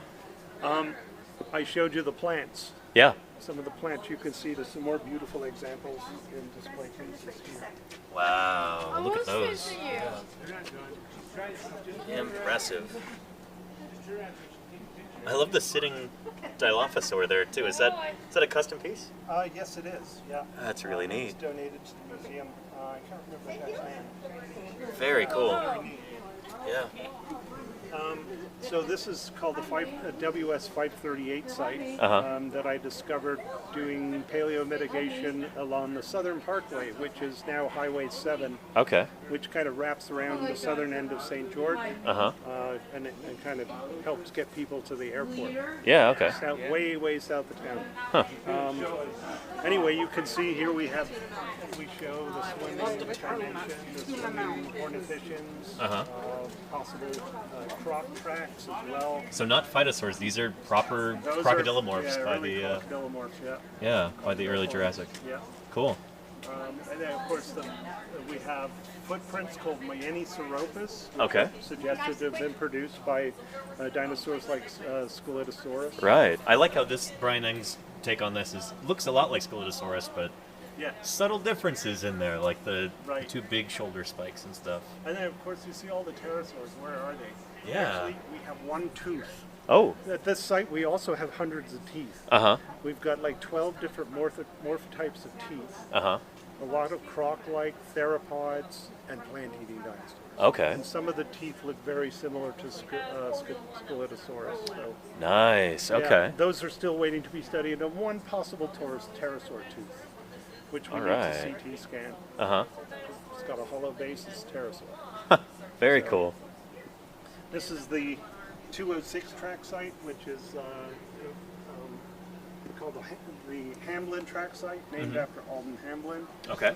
He found he described these small bird-like theropod tracks in an abstract back in 2005. Okay. And it was based on this little patch that he could see in the natural outcrop right here. So, and it was an animal that he didn't realize. He thought it was just a bipedal trackway, but when you look at it closer, it's actually quadrupedal. It's an Anemepus. This turns out to be, we mapped over 400 tracks, so this is a kind of a map to kind of give you an idea of scale. The distance between this running theropod trackway here is about 1.5 meters. Okay. So that's you can see kind of put in the painting this running Phytosaur chasing little ornithischians. Anyway, so you can kind of see the size. So this little quadruped trackway as well, it goes bipedal. It works bipedal. And most of the rest of these footprints are Anemepus. This is by far the richest concentration of Anemepus tracks in the American Southwest. Very cool. We're in the process of describing it right now. I'm getting all the numbers sorted out on the footprints. And, Awesome. And we've collected data for almost every track at the site. So Impressive. We've done photogrammetry as well. Lots of replicas. The site is now gone. It's under a highway. Oh boy. But we managed to save and all the replicate data, a lot of stuff. A lot of the actual specimens are up at the Natural History Museum in Salt Lake. Excellent. Okay. Yeah. And you can see some of the examples of some of the replicas of the Anemepus footprints. Some of these. Nice. I particularly like the kind of switch from 4-wheel drive to 2-wheel drive right here. I know, right? I think that's really And fascinating. it's also putting the metatarsals down. So is it walking up an incline there, or at a slippery surface or something? Don't know yet. Huh. Don't know yet. Okay. Anyway, so the plan is you can kind of see all the boxes. All of these replicas will be displayed around the map. Oh, cool. So that's kind of the plan. That is really neat. I like that. And then here you can see in the picture we're transitioning into the Navajo sandstone. Much more arid environment. Yeah, and I showed you those big swim tracks. So there's Yeah, an example basal of sauropod. swimming in the river. Okay, yeah. Looks like Ceratosaurus, isn't that the Paleontologizing. state fossil of Arizona now, I think? Something like that? Oh, is it? I I want to say. say it is. I could be wrong though. I don't Yeah. know. I'm not sure. Somebody in chat can confirm or deny. But yeah. It's a big basal sauropod. Really interesting. Jim probably knows if he's with us. I'm sure Yeah? he is. He told me he was going to be here. Oh yeah, there he is in chat. He says Kayenta tiny heterodontosaur. Yeah, was that the the that presentation at SVP? That too, yeah. I think that was from Petrified Forest, right? No, Or it's was- from the Kayenta. That's from the Kayenta. Okay. Yeah. So that thing is going to be described soon. Those We of us hope. who are here at SVP, yeah. Apparently it's been kicking around for a long time. Oh really? Yeah. Oh, I huh. can't wait to hear more about it. Yeah.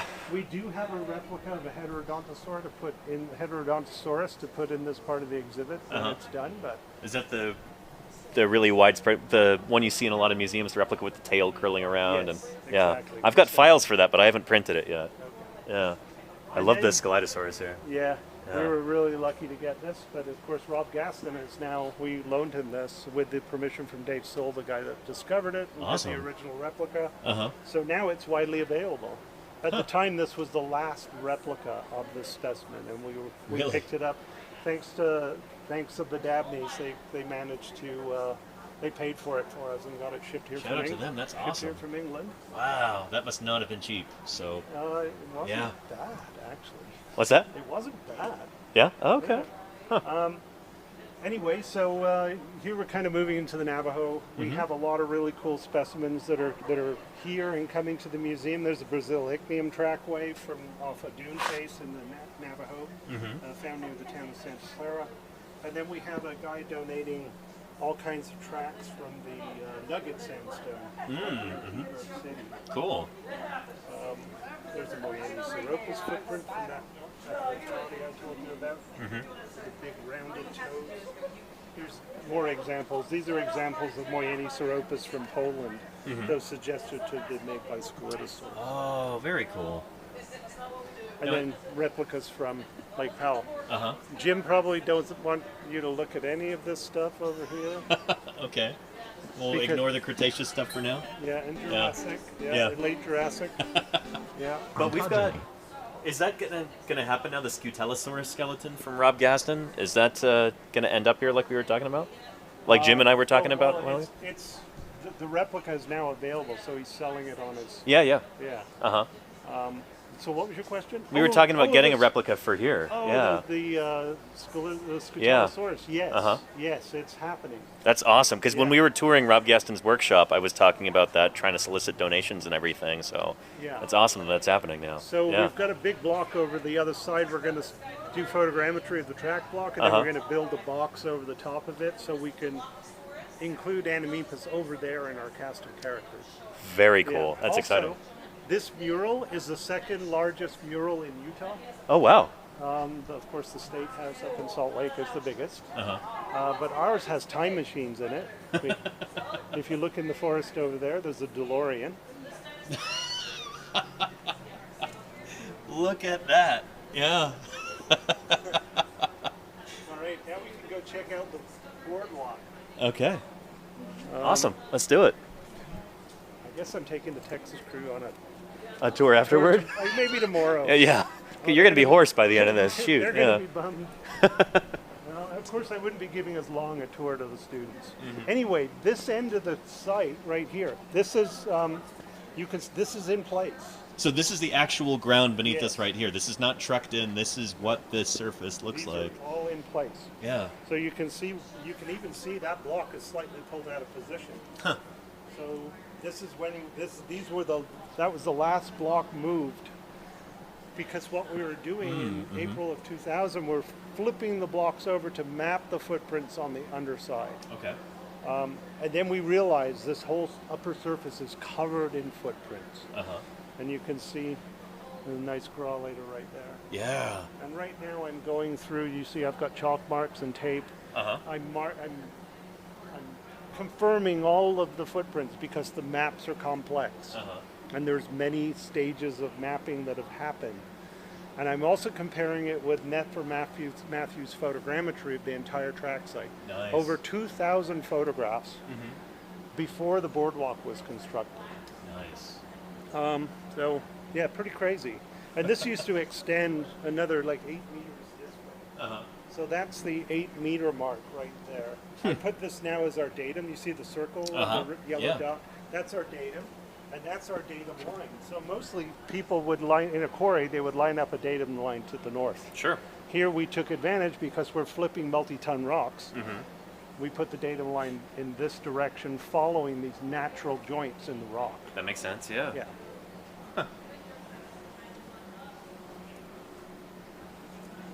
Wow. This is so neat. So much stuff. Yeah. There's so much to see here. It's crazy. Just imagine when we get everything outside. I on know, display. right? Yeah. And then we have slipping dinosaur tracks. These are examples of slipping traces. So slipping like being carried by the current, or like No, slipping down a just- muddy bank? Just slipping down a muddy bank. Huh. Or just, Yeah, you can see that right there. It's just Yeah. smeared. Zzz, yeah. that one So there. that's a replica of the good one. Uh-huh. But unfortunately, Sheldon Johnson, this used to have a temporary roof, right? Okay. It Yeah. was a small area. Uh-huh. And he took it out of a shed that he had, Uh-huh. and he put it right, he tried to tuck it in, but the rain was running off the top of the roof, landing right on top of it. So the original was destroyed, but luckily Rob Gaston made a replica of it. Mm-hmm. That's the counterpart. That's the original counterpart right next to it. Okay, okay. There's another little guy there, and then that one isn't as good. That was collected over that far side with the boxes. Okay. That's where the museum wall was supposed to be. Oh, really? They actually had to change the position of the building 3 times. Uh-huh. Originally, it was too far up the hill, so we would have lost the whole lower track site. Okay. They started ripping out tracks. We lost about 500 footprints along that side. Ooh, boy. Yeah. Until my boss came in on Wednesday morning and asked me to call off the dogs. Uh-huh. They were getting, there was outrage over the sitting dinosaur trace, which was at risk. Uh-huh. And at the time, that was the 4th known sitting medieval dinosaur trace in the world. So extraordinarily important. Yeah. Yeah. I'll show you that in a bit. Yeah. We're walking past Dilophosaurus right here. Hollow crag. Oh yeah, that model. He's a little buff in the front. Yeah, he was very muscular, very thick fingers too. But Yeah, I think their arms are way too long. Yeah. But anyway, it's I love fun. the color scheme though, and the eye is cool. Again, I put myself in the frame to give everybody a sense of scale here. If you're only familiar with Dilophosaurus because of Jurassic Park, know that the real animal was a lot bigger than they show in that movie. This is one of the biggest meat-eating dinosaurs that had evolved up until this point. Yeah, it's not a small animal. It's pretty large. One thing that I need to mention, because Jim would be very upset with me if I didn't mention it. Yeah. You can see all of these yellow arrows. They're pointing to the back of each footprint in this one trackway. Wait, so which- he's at the end of the trackway here? Like this is Yeah, that's but so cool. I love how you put this together. This is all eroded. Uh-huh. So since we uncovered it in 2000, it's been in the weather until the museum was put over it. okay. And of course, the museum opened in April of 2005. Okay. So that's pretty quick to get a museum constructed. That's really fast. Yeah. But these footprints right here, Uh-huh. something that helped get us funding, there used to be big long tail drags right here. Oh So wow. really rare. I mean, meat-eating dinosaur tail drags are Yeah, extremely That's rare. just about unheard of as Yeah. far as I'm concerned. Yeah. Yeah. So you can see this surface is a little bit rotten. Uh-huh. We try to keep people off this. It's, even visitors. So usually myself and then some of our more experienced prep people like David. Who, this is his baby. He takes care of this. Yeah. I mean, he's training new people to kind of take care of this track site. Uh-huh. It's a lot of work. Yeah.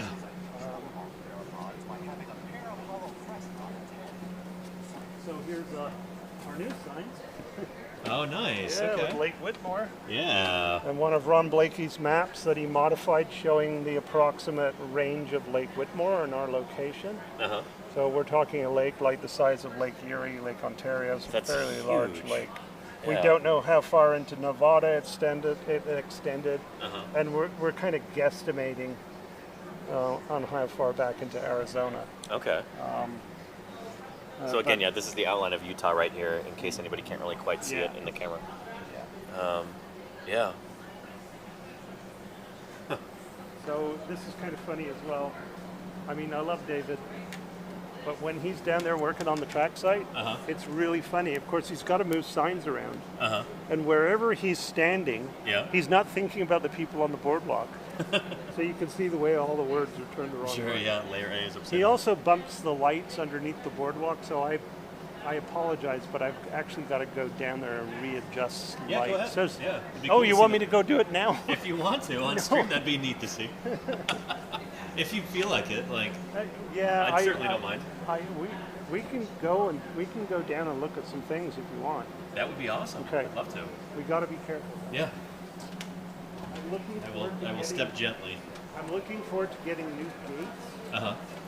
These things are horrible. They're stupid. We need like a proper gate with a lock on it. Right. We're never going to get one. Anyway, watch your step, Okay. and I will show you where to walk. Okay.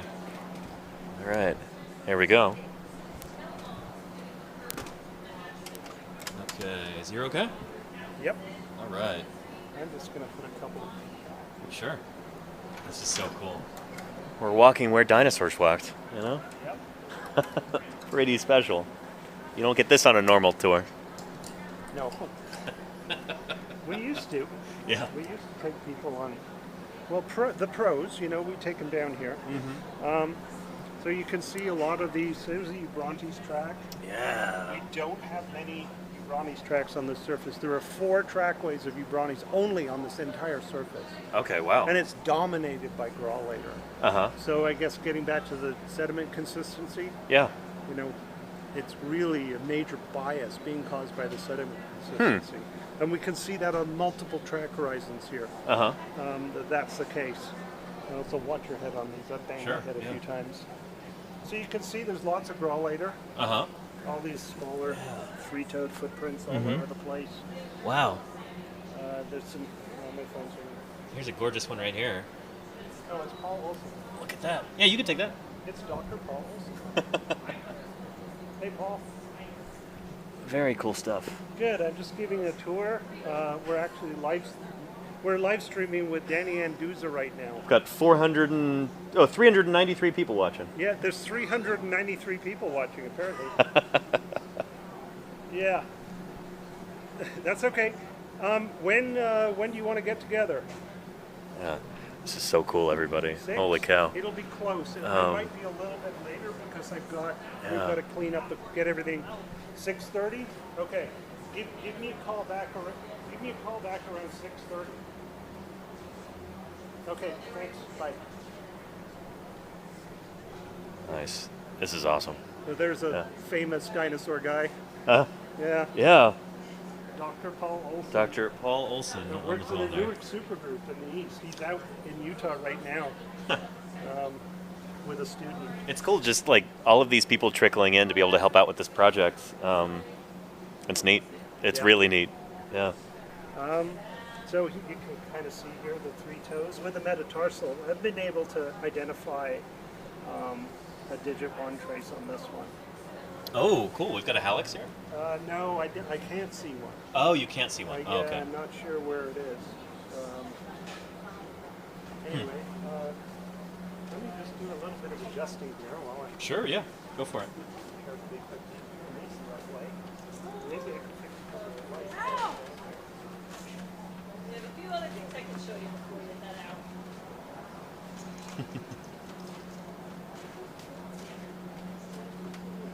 These are all tracks as well. So cool. With the layers lettered here according to their height.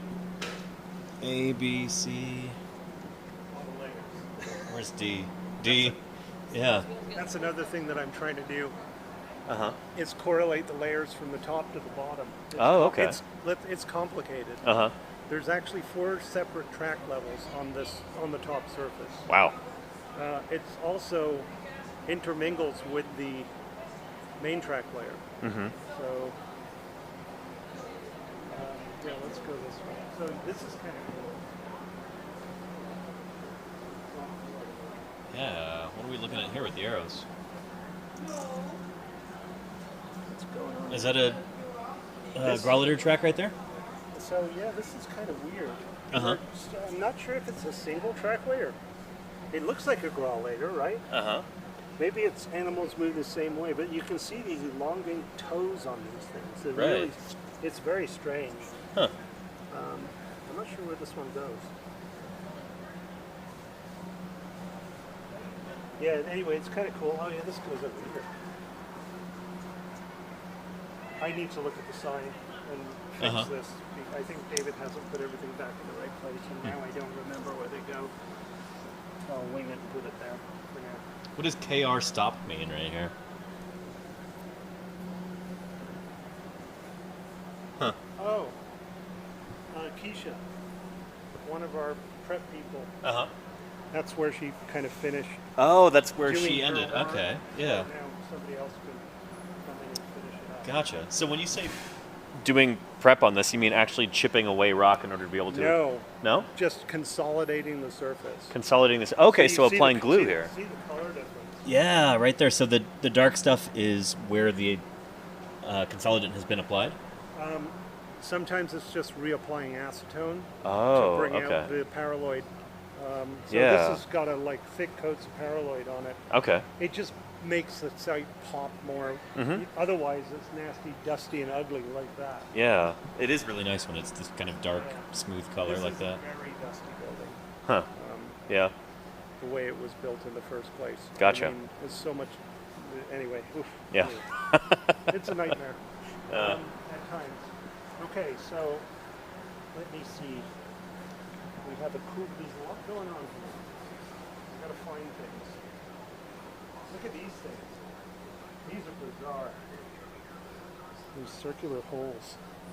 And those are the Ooh. counterpart slabs. It almost looks like a nest of eggs or something. Yeah, you see, look at the picture there, little tadpole guy. Oh, yeah, okay. So maybe, I love this very scientific illustration here. Yeah. one of the suggestions is that they could be, well, load casts are one, but another thing is when tadpoles are in ponds and the water's drying up, Yeah. they stress and they start turning in circles to Oh. burrow a little deeper into the sediment, Uh-huh. so they still have water. Huh. So we only find these structures. There's a set here, Uh-huh. and there's another one over there. We Okay. only find them in depressions. Right. So maybe Interesting. They still need work. Tadpole nests is what the sign says. Yeah. So, We've got them in quotes, tadpole nests. Right. Yeah. Yeah. So See some more of those ripple marks right there too, yeah. like we were talking about earlier. So we're keeping a lot of some of the upper beds in position. You know, it's good information Yeah. for the future. There's a Batrachopus trackway. Ooh, from our Pseudotsuchian guy. Look at these little guys. yeah, nice. Crocodilomorphs. This trackway comes along here, it turns this way, it comes up onto the berm, Uh-huh. and it goes way past, almost to that sign. Huh. Martin, at one time, considered it the longest Batrachopus trackway known. Very cool. Wow. That's Martin Lockley, chat. Yeah. Yeah. Really well known He's the one, he's ichno worker. basically the pioneer of dinosaur. Yeah. Yeah, literally wrote the book on it. Tracking dinosaurs. He wrote many books. Yeah. Yeah. Yeah, he's amazing. I've got that book back in Was camp. amazing, yeah. Want to make sure I brought it for this trip. So you've got to look carefully, but you can kind of see. Yeah, some what are of those? This is that same trackway. More Batrachopus? Okay. So they continue all the way along here. Gotcha. Okay. And then over here they intersect. Uh huh. So they continue. That trackway continues going along, and then they intersect a little theropod trackway. Look at that beautiful little graulator. with Oh all my the goodness! I toe didn't even. pads. Like, those are the little pads right there. Yeah. Look at that. Yeah, Gorgeous. really so there's pretty. the heel, middle toe, inner toe, Some outer claw toe. tips. Yeah. And then Gorgeous. there's another one right here, but it's not great. Mhm. And then it continues along over to here.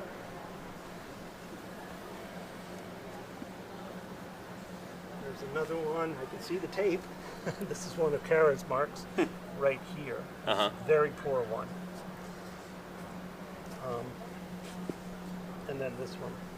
Oh, that's That so one is cool. available for sale in the gift shop. Oh, nice. You can buy a cast of that in the gift shop? Nicknamed the Katie Bell track. That's gorgeous. Yeah. I might have to get one of those.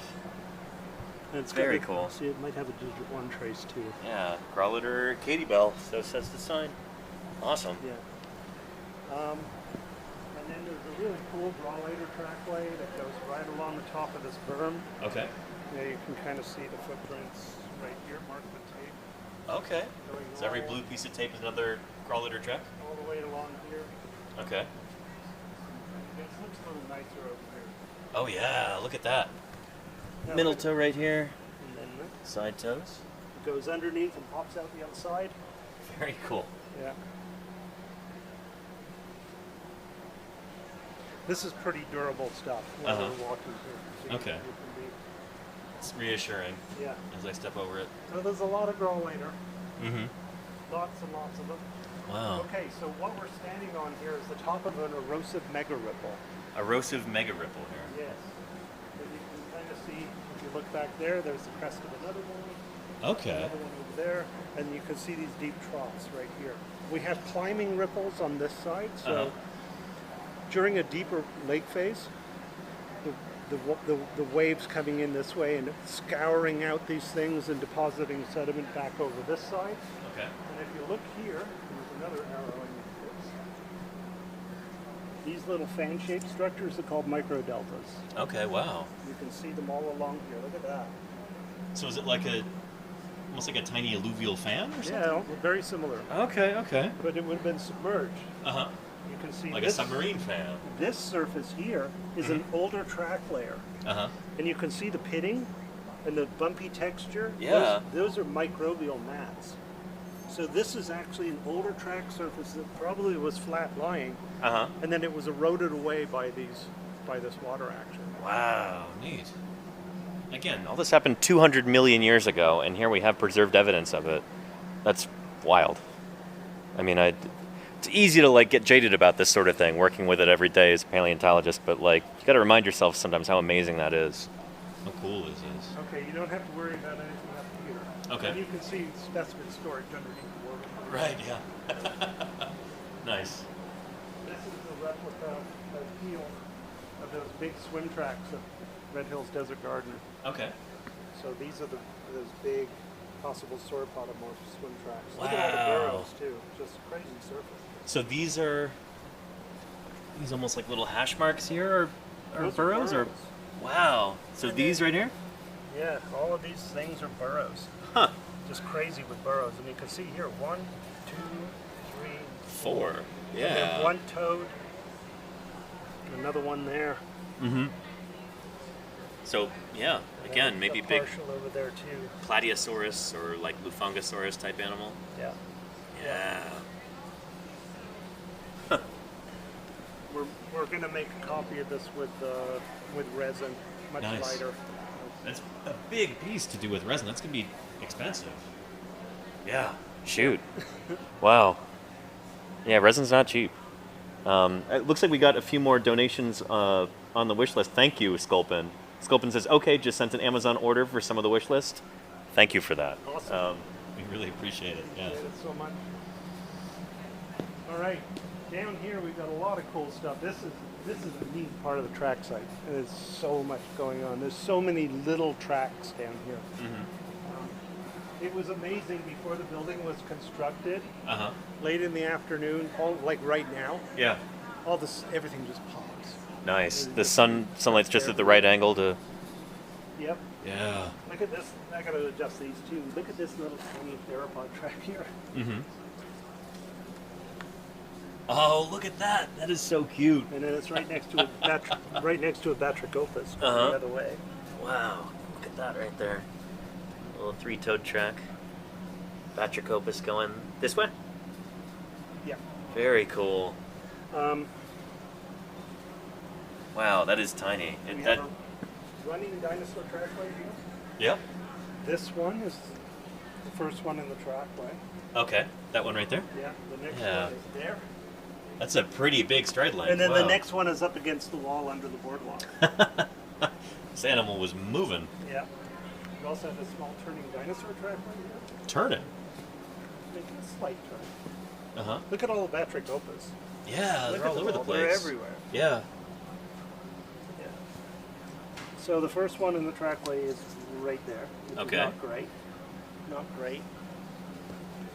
Very faint. Not great. Okay. Another one there, and then they get a little better. Yeah, this one's. Oh man, look at that. Yeah. Gorgeous. I think that one is also available in the gift shop. This one here? I could see Well, why. the It's beautiful. The two together. Okay, This one nice. as well. Yeah. You can see David put some epoxy in the crack. Along here so So we for the could molding make and the casting, yeah. replica. Yeah. That's really neat. And it continues, makes a slight turn, and goes that way. Uh huh. Beautiful. Wow. We also have trackways of animals going from Batrachopus, going from walk to swim and swim to walk. There are 4 trackways here. That's so cool. You can see So there's how a body of the rocks water in between and they're just Right. they're So going you from the saw- shorter. You saw how the rocks are tilted. Yeah. Same thing here. Mm-hmm. So if you put all this back into position, Uh huh. this is actually a slope Okay. going Okay. down. And you can see there's Batrachopus trackways, Uh-huh. normal, and then you get these little ding marks, and then you start getting these elongate scrapes. And those are the swim traces. Those are where it's transitioning to swim. So this little crocodile-y type guy is Yeah. moving down the bank into the water and swimming. Yep. And then Surf coming back up on the land over there. That's so cool. wow. Look at that. You can even see how the mud. Look at that. It had, like it's pushed Incredible up. preservation. You Those get- little we get- ridges there, yeah. We get mud in some footprints that's pushed over, and you can put your fingers underneath Uh-huh. the flap of mud. It's so cool. The preservation's so neat. That's amazing. And then there's invertebrate traces all over the place too. Uh-huh. It's so complex, this surface. Is that another growliter right there? Yep. Yeah, I'm Going getting that better at way. this. Okay. Nice. Yeah, it takes practice. There's Yeah. another one there. Uh-huh. This is amazing. I've done a little bit of field work up in Montana in the Frontier Formation collecting dinosaur tracks. But they're all like positives and they're all loose. And so like trying to, picking up all these different rocks and going, could this be a track? Is it? I don't know. This is so much nicer. Holy cow. It's, this is world class here. Okay, I gotta fix this one. It's been driving me crazy for weeks now.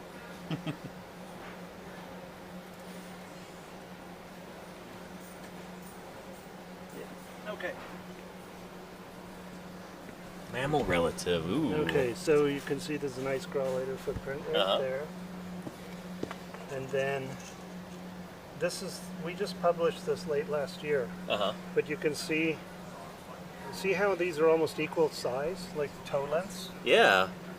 And then this is probably the manus here. And then you get this next set. Right. Here. And you can see also in this particular group how the toes drag forward and left slightly shallower impressions. Oh, very cool. And then that trackway continues all the way along here, all the way underneath your foot. And then there's a few more of them, isolated ones further over. So these fit the morphology of Cynodonts. Very nice. Yeah, perfect. Oh, mammal guide. So cool. There's adjustments I need to do on the other side, but I won't do those today. But we should probably go back up on top, and then we'll look at the rest of the stuff from the boardwalk.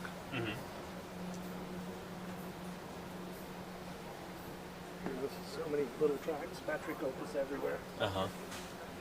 Yeah, it's complicated. So trying to map all this. Yeah. What's your estimate, roughly, for how many tracks you've got in this area with the boardwalk? Well, going underneath the parking lot, stuff that was removed along this side, and then the loss of the tracks that were mapped on that side where the walkway is that are gone, up above there, like the side over there where the path is, over 1,200 footprints. Wow. 1,200. Over 1,200. That's astonishing. Okay, be careful through here. The stuff's pretty cracked Okay, out. I'll step where you're stepping. Look at those roll marks. Beautiful. That's water flowing off the beach into the lake. Yeah. And then these things are called load casts. That big slab was collected underneath the boardwalk right over here. Okay. This stuff is super fragile.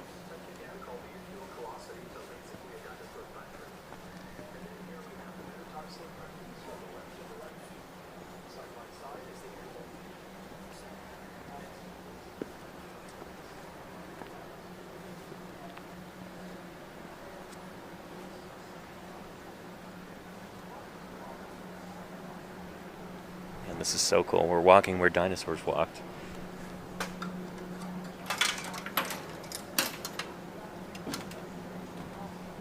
I feel like tomorrow morning I'm going to take all the students. Yeah. It's going to have to be tomorrow morning. I feel so bad. They've been dying to come in here. Unless Josh wants to stay later, I could keep him after hours. I could also watch the stream, you know. This will be recorded. I would be very unhappy. I'm being uncharitable. Yeah, very unhappy. Yeah, and I'm in camp with them, so gotta keep them happy. And I'll be in camp with you guys tonight. That's too, right, so- yeah. Yeah. I hate this. Okay, what have I done? Oh. Yeah, again, we need some more money here so we can get a proper gate going right there. And then the other problem is kids standing on these wires and Oh, shoot. breaking They stuff. try and climb them? Yeah. Like a rope ladder? Well, they just like bouncing up and down on them. So Yeah. So every now and then they break or these hooks break. Uh-huh. Oh well. Yeah. Okay, let's go this way. I like this piece of art. Oh, that's a beautiful illustration. Yeah, done by a Russian artist. But done specifically for this site That's so cool. because of this. There's the map of it. So the brown represent all the ones that are in situ, and then the orange represent bits that are missing. And you can see they're really thick at this end, and then they get all narrow at this end. And that's what they looked like in cross-section. Uh-huh. So this middle area is where the woody material would have been, Okay. and then you've got stromatolites growing on the outsides of the branches. That's so cool. And Wow. some of our volunteers, one of our volunteers used to make jewelry out of some of this stuff. Really? It's been replaced by chert. Huh. You can see. Yeah. So we found our oldest body fossils mixed in here too. Uh-huh. Semi-noted fish bones and scales. Okay. Yeah. Just this big gnarl of. And you can see Ancient wood at the bottom. this is slightly higher than most of the track surfaces. Okay. And before they built the hair school and the medical center over there, you could see these big patches of cherty material, kind of all located at roughly the same distance. Okay. Almost in a line. Neat. Mega ripples, yeah. Yes, this is what we were talking about. This. And you can see we're showing the older track horizons going Mm-hmm. through. And we've been able to determine 4 different track horizons on the surface. Neat. Right? It's funky painting made by Susan Grove, Okay. a local artist. Yeah. Kind of fun. Oh, and there's another time machine right there. Yeah, the telephone box from Doctor Who. I'm sure we've got some Doctor Who fans in the chat, so they're going to be eating this up. Yeah. Very nice. Yeah, and then all these cool funky dinosaurs. Yeah. You guys wrestling on the beach. She had a lot of fun with it. Yeah. You know. This is hilarious. Are those ornithomimosaurs there? I don't know. Conga line of coelophysoids. Oh, Phytosaurs. Okay, I nice. guess. Yeah. Yeah, I like it. Really funny. Yeah.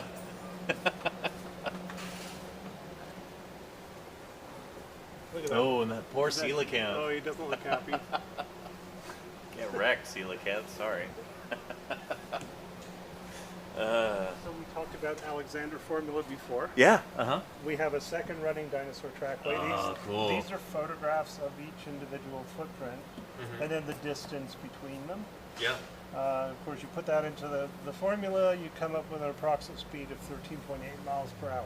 Wow. That's a this good. one That's a good driveway. clip. Yeah. Yeah, A lot of people can't sprint that fast. yeah. Yeah. And then you can see the trackways. I've got to fix some of the lights. I had spots on them all, but that each red arrow is pointing to the back of each footprint. Okay. Yeah, that one right there is really visible. First right track. Yeah. Yeah. They all used to be very visible. Also, you can see these scrape marks, machinery damage. We call those Sheldon Johnson tracks with his Yeah. excavator. Uh-huh. We've got major water problems in this corner. You get when it rains. I can really see hard, that, you get yeah. Water Stuff seeping in. You can see precipitating all up. the salt along the walls too. Mm-hmm. It's kind of a pain. Some of these coelacanths have got a lot of character. I like that a Yeah, lot. they're all kind of unique. And then across the street, you can see there's a couple of fish there, semi-nodeds in a nest. Yeah, yeah. We have fish nests right on those track surfaces just Uh-huh. across the road. Huh. Yeah, it's kind of fun. Yeah. I wanted to put a little boat on the horizon, but it didn't Might be a little distracting. Yeah.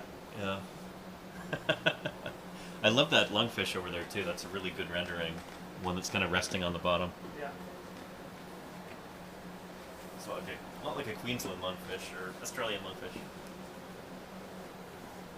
This is cool. Oh, what is that?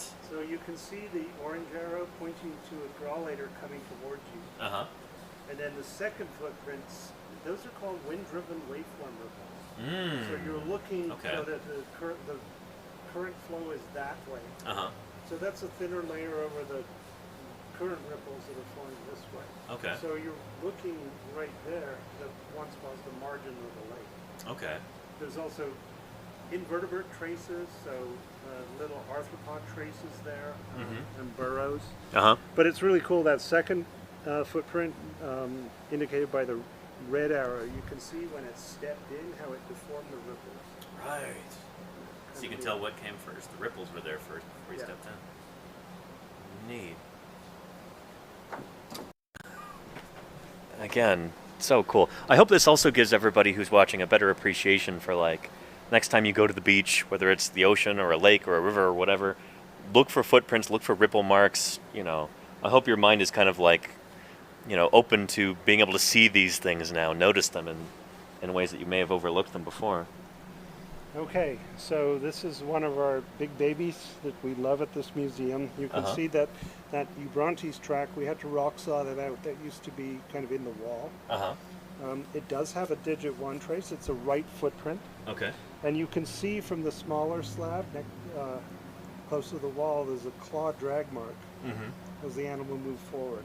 Oh, very cool. Then you see the next 2 yellow arrows. Those Uh-huh. are pointing to 2 middle digits, so digits retraces, that's all you see. Uh-huh. And then you see the sitting place. So the Oh, baby man, this is our dinosaur. holy grail here. That is so cool. We can go down there if you want. Yeah, that'd Maybe be you awesome. want to shoot it from above. I'll Yeah. explain it from here too. Uh-huh. That is nuts. So, this is like a Dilophosaurus-sized theropod dinosaur sitting down right there. Yeah, you can see the metatarsal impressions. Uh-huh. It's actually a double crouch. So it's the first one was a bit obliterated by the second one. Okay. And that big crack through the right-hand side didn't help. Right. You can see where it says ischium butt. Uh-huh. That's a circular depression caused by the ischiocolossus. It's called an ischiocolossus. So Right. the ischium on the pelvis Uh-huh. touching is basically a dinosaur butt. So cool. That's the first one. Then the little light green arrow in front of it points to the crouch the second time. Gotcha. What's really cool, when you take measurements Uh-huh. between the butt prints and the 2 crouching traces, Mhm. they equal up. So everything matches up perfectly in terms of measurements. Very cool. Yeah, so you can see the left and the right foot with metatarsals. Uh-huh. And what's really important, you can see where it says left hand and right hand. You can kind of see those kind of crescent-shaped marks. Yep. Those are the hands being put down. And it shows that dinosaurs did not pronate their wrists. They're not walking around like Yeah. like Mr. Burns, like Yeah. this. Instead, they could clap their hands, but they couldn't dribble a basketball is one way. of Right, so they could describing hold the basketball but couldn't dribble one. Right, That's yeah. the one that Yeah. Jerry and I like to say. it. Uh-huh. We think this animal is left-footed. Huh. It stepped forward with its left foot first. And it Ah. also left a digit 1 trace. And what's really cool about the rest of the trackway, almost every single left footprint has a digit 1 trace, but the right side rarely has them. Interesting. So we've got different morphologies in the left and the right foot. Yeah, maybe an injury? Huh. Who knows? Yeah. Plus, it's periodically dragging its tail as it's walking. Interesting. Yeah. Which is not something that you typically think of for dinosaurs to do. So I wonder if that's a result of it. I mean, we've got a sitting Dilophosaur right there as an illustration. But yeah, normally the tail is not supposed to be dragging on the ground. At least that's what we think. And so I wonder if that's the result of an injury, or if that's the animal walking up a slope or something like that, or down a slope potentially. Yeah. Yeah. Who knows? Yeah. Yeah. Really cool. And anyway, we published on this in 2009 in Uh-huh. the journal PLOS One. Right. So if you wanted a better description, that's the place to go, Yep, and you can and it's see open it in access, no full, paywall there. full detail. Yeah. I'd always be willing to share that. Anyway, it was Yeah. kind of funny because Ken Carpenter back in '95 wrote about the mechanics of the setup of the arms in Yeah. theropod dinosaurs. Uh-huh. And he talked about this, that their hands should be turned inwards. Yeah, their not- palms should be not facing palms each down. other. Yeah. And it wasn't until we published this in 2009 that people started changing their mounts, because this is the first trace evidence showing. But Ken Carpenter was what's right going about that on. years before. Yes, exactly. Yeah. It's he really was- cool too when the skeletal evidence comports with the Trackway evidence, with the ichno evidence. Yeah. That's really neat. You get confirmation like that. So at the time, this was the 4th known in the world Uh-huh. of a sitting dinosaur, the meat-eating dinosaur. Plant eaters, like Anemepus track producers, they sat a lot. But we're now up to 14. Wow. I just published on another one from the Lower Navajo Sandstone at Lake Powell. And that was just published late last year in the dedication volume to Martin Lockley. Nice. So there's now 14 known in the world, and 3 of them are in Utah. Beautiful. One in Arizona. Uh-huh. Yeah, a little Grawlater croucher in Arizona. And the other one from Utah is also in Lake Powell, and it's a Grawlater croucher. Mm-hmm. This is the only one that shows clear hand impressions, though. There's The only one in another. the world. The only one in the world. Wow. Although the one that we just described from the Navajo, it may have hand expression. Mm-hmm. Awesome. This is so cool. Yeah. Okay. Here's the counterpart to that footprint. Again, I need to fix the light. But you can see the tail. Okay, yeah. Uh-huh. Kind of represented in the development. There's also a plagiophyllum branch on the surface. Uh-huh.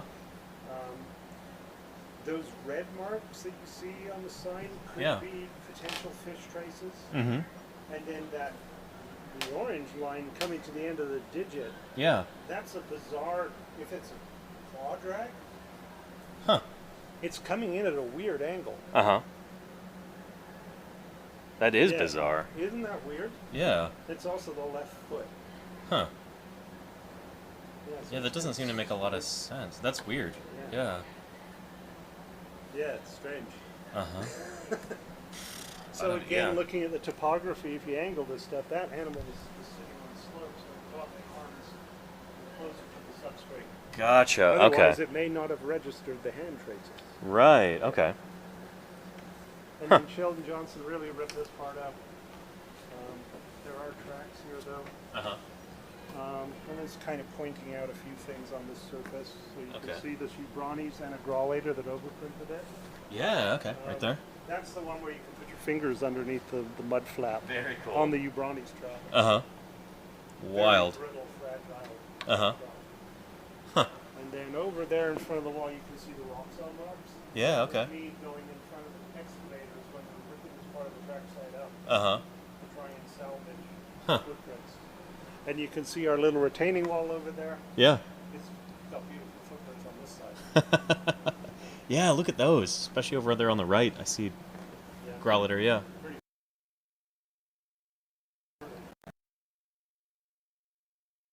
So a lot of the stuff we're starting to do photogrammetry of the specimens. Uh-huh. So that's. If the signal holds, yeah, let's try it. see. Yeah. See if it works. If it doesn't, Love our then little Scutellosaurus here, too. It's, yeah, it needs to have an accident. So I was talking about this when we were doing the tour of Rob Gaston's workshop. I could sculpt you a Scutellosaurus and 3D print it life size potentially. With the fleshed out one, Yeah, that would be cool. I could make it happen. Yeah, yeah. The cool thing about that is I could do the sculpting live on stream too. So it's like you're getting two birds stoned at once, so to speak. You know. That would be neat. Maybe I could do that later this year. Maybe in the fall I'll have time. I don't know. No promises, but it's a neat idea. I'd like to be able to do it. I'll kind of show you our storage problem. Uh-huh. So, that's some of the cool things we have outdoors. All right, chat. Plug your ears for the alarm. Oh, never mind.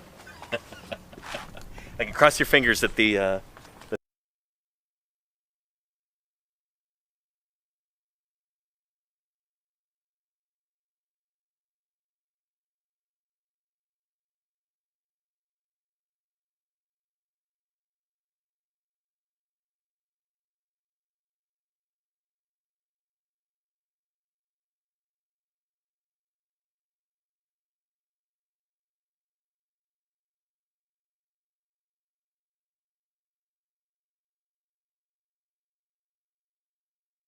Well, maybe if we keep the door open, we'll get enough signal for right here.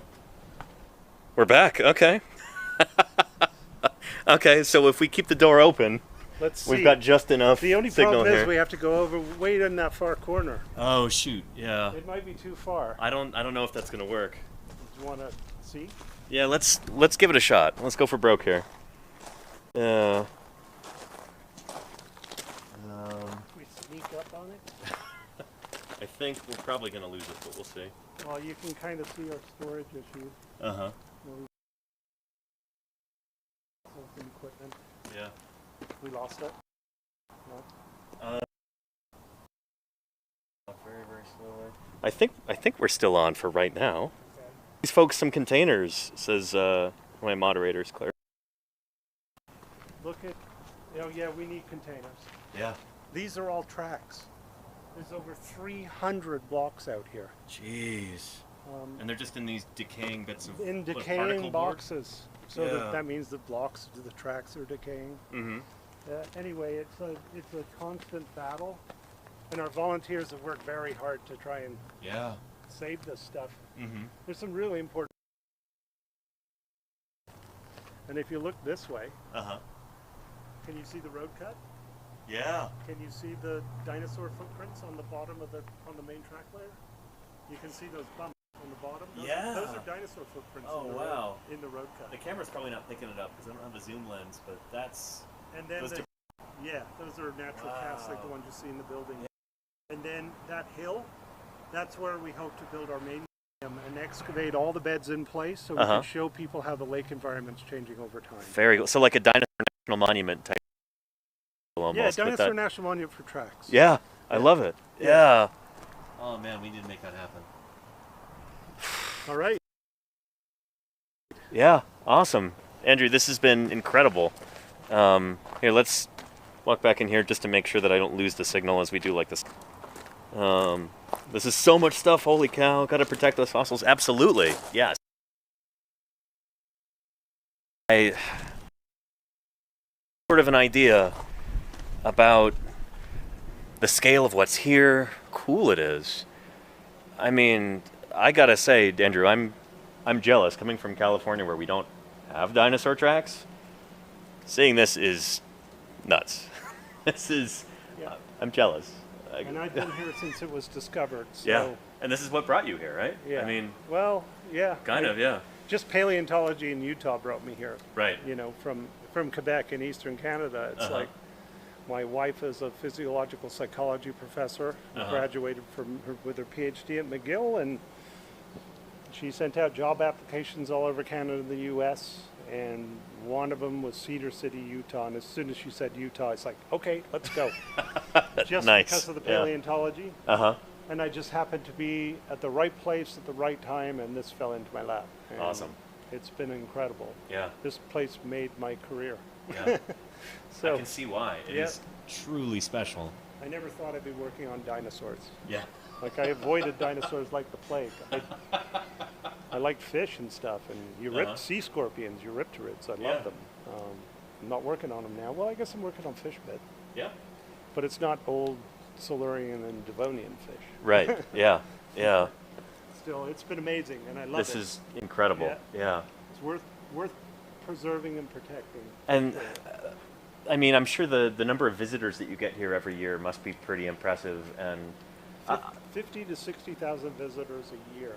that's Those numbers have declined, though, again, because of those signs that have gone missing off the highway. Right. With them being taken down. uh-huh. But, like I said, that may be resolved soon. Okay, let's hope so. Yeah. And if any of you ever happen to be traveling through St. George, Utah, if you're anywhere near this part of the world, if you're in Vegas, you know, it's what, like less than a 2-hour drive from Vegas to get here? Yeah, about that. Yeah, it is well worth it. Make sure you stop in St. George and, yeah, take a look at this. You will not regret it. Yeah. Well, I think this is after closing time, right? So I've missed yeah, my we're chance to closed. go to the gift shop. Yeah. But I'll have to do that in a day coming up. And maybe tomorrow. Yeah, Yeah. Yeah. We can go see it. I think they might be checking out, but yeah. we can go. If you want to go look around the gift shop, we can go take a peek. Yeah, sure. That'd be really good. Yeah.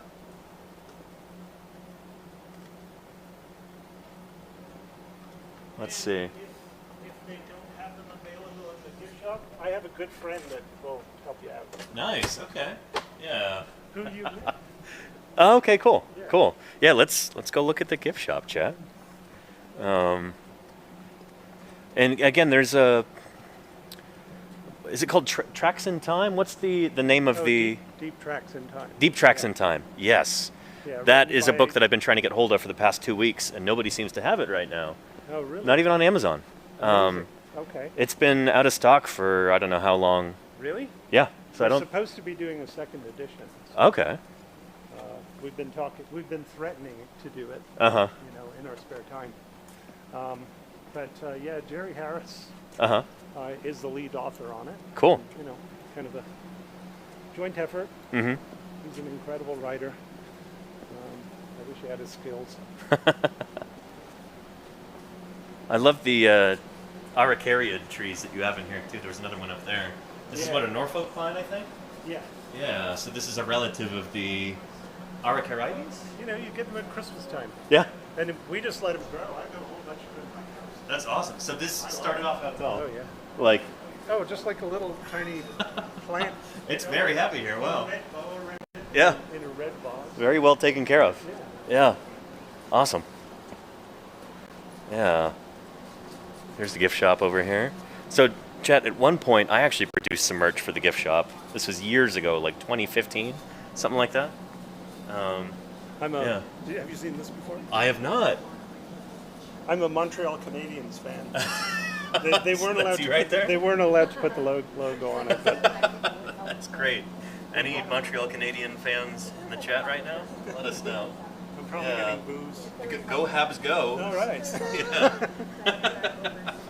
Nice. This is a really nice little gift shop here. Yeah. I told myself I would get a shirt. So. Yeah, excellent. All right, I'm going to grab one of these. Yeah. And there's Andrew Milner, co-author right there. Very cool. And there's the famous sitting Dilophosaur. Or theropod. It's probably not Dilophosaurus per All se. the artwork by Yeah. Ty Lieberman. Nice. Did a great job. Yeah. Here, let me set this here, and What do you Yeah. want? What do you want to see? I just want to page through real quick and show everybody. Yeah, we've got a lot of the same art here, and then look at these gorgeous photos of these different tracks. Really nice. Oh, that's that canvas that I couldn't show you. Oh, okay, yeah. Yeah. Nice. This is awesome. Yeah. I'm definitely going to grab a copy of this. Yeah, not very expensive. Yeah. Like under 100 pages. So, Nice. and then you can see replicas that we have. Yeah, these are the big ticket items here. This is stuff you can't get anywhere else. There's the Katie Bell track that you just saw out on the track site. Yeah. And then the one with the wrinkle structures that's Uh-huh. in the display case. Very, very cool. Yeah. Are these plaster? Yeah, they're made of plastic. Plaster. Okay. Yeah. Awesome. There's other ones too. Very, very cool. Wow. Well, again, if any of you happen to be traveling through this part of the world at any point, make sure you stop here and get yourself one of these. This is one of the coolest souvenirs you can get. Can't get this anywhere else, to my knowledge, and you're helping support this institution at the same time. So, pretty awesome. Yeah. Be the envy of your friends and family to have a cast of one of these dinosaur tracks. So cool. Yeah. Well, shoot, with that, I should probably sign off here. I also really got to go to the bathroom. So we'll do that. But yeah, let me just go over here and do a quick sign off. Everybody, thank you so much for tuning in today. Thank you for your attention and your questions. Thank you very, very much, Andrew, for this tour. This has been Anytime. amazing. Really appreciate it.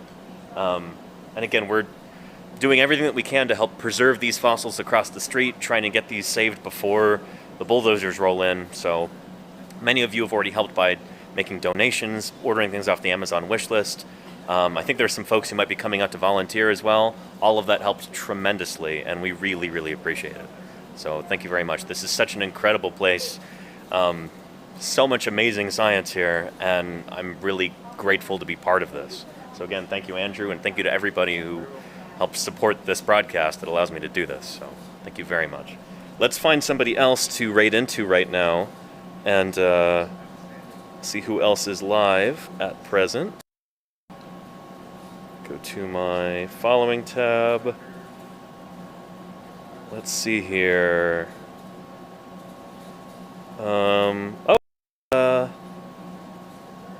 Wednesday night, and Racodactylus is live. Let's go raid into Reiko, who's doing some speedrunning and science tonight. Racodactylus is a cognitive scientist who does really, really cool work. There we go, there's my chat. Oh, come on. It's being wonky right now.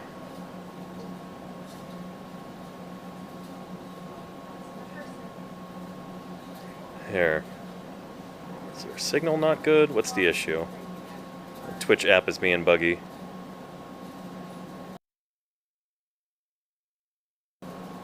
All right, what I'm going to do here is, do we have Claire Burr in the chat? Let's see. Yeah, Claire, can you rate us into Rhacodactylus right now? I can't do that through my phone. The Twitch app is being too buggy. Go ahead and do that. Thank you so much, everybody. Really appreciate everything. Looking forward to showing you some more excavation work tomorrow on site. So, yeah, tune in for that if you can.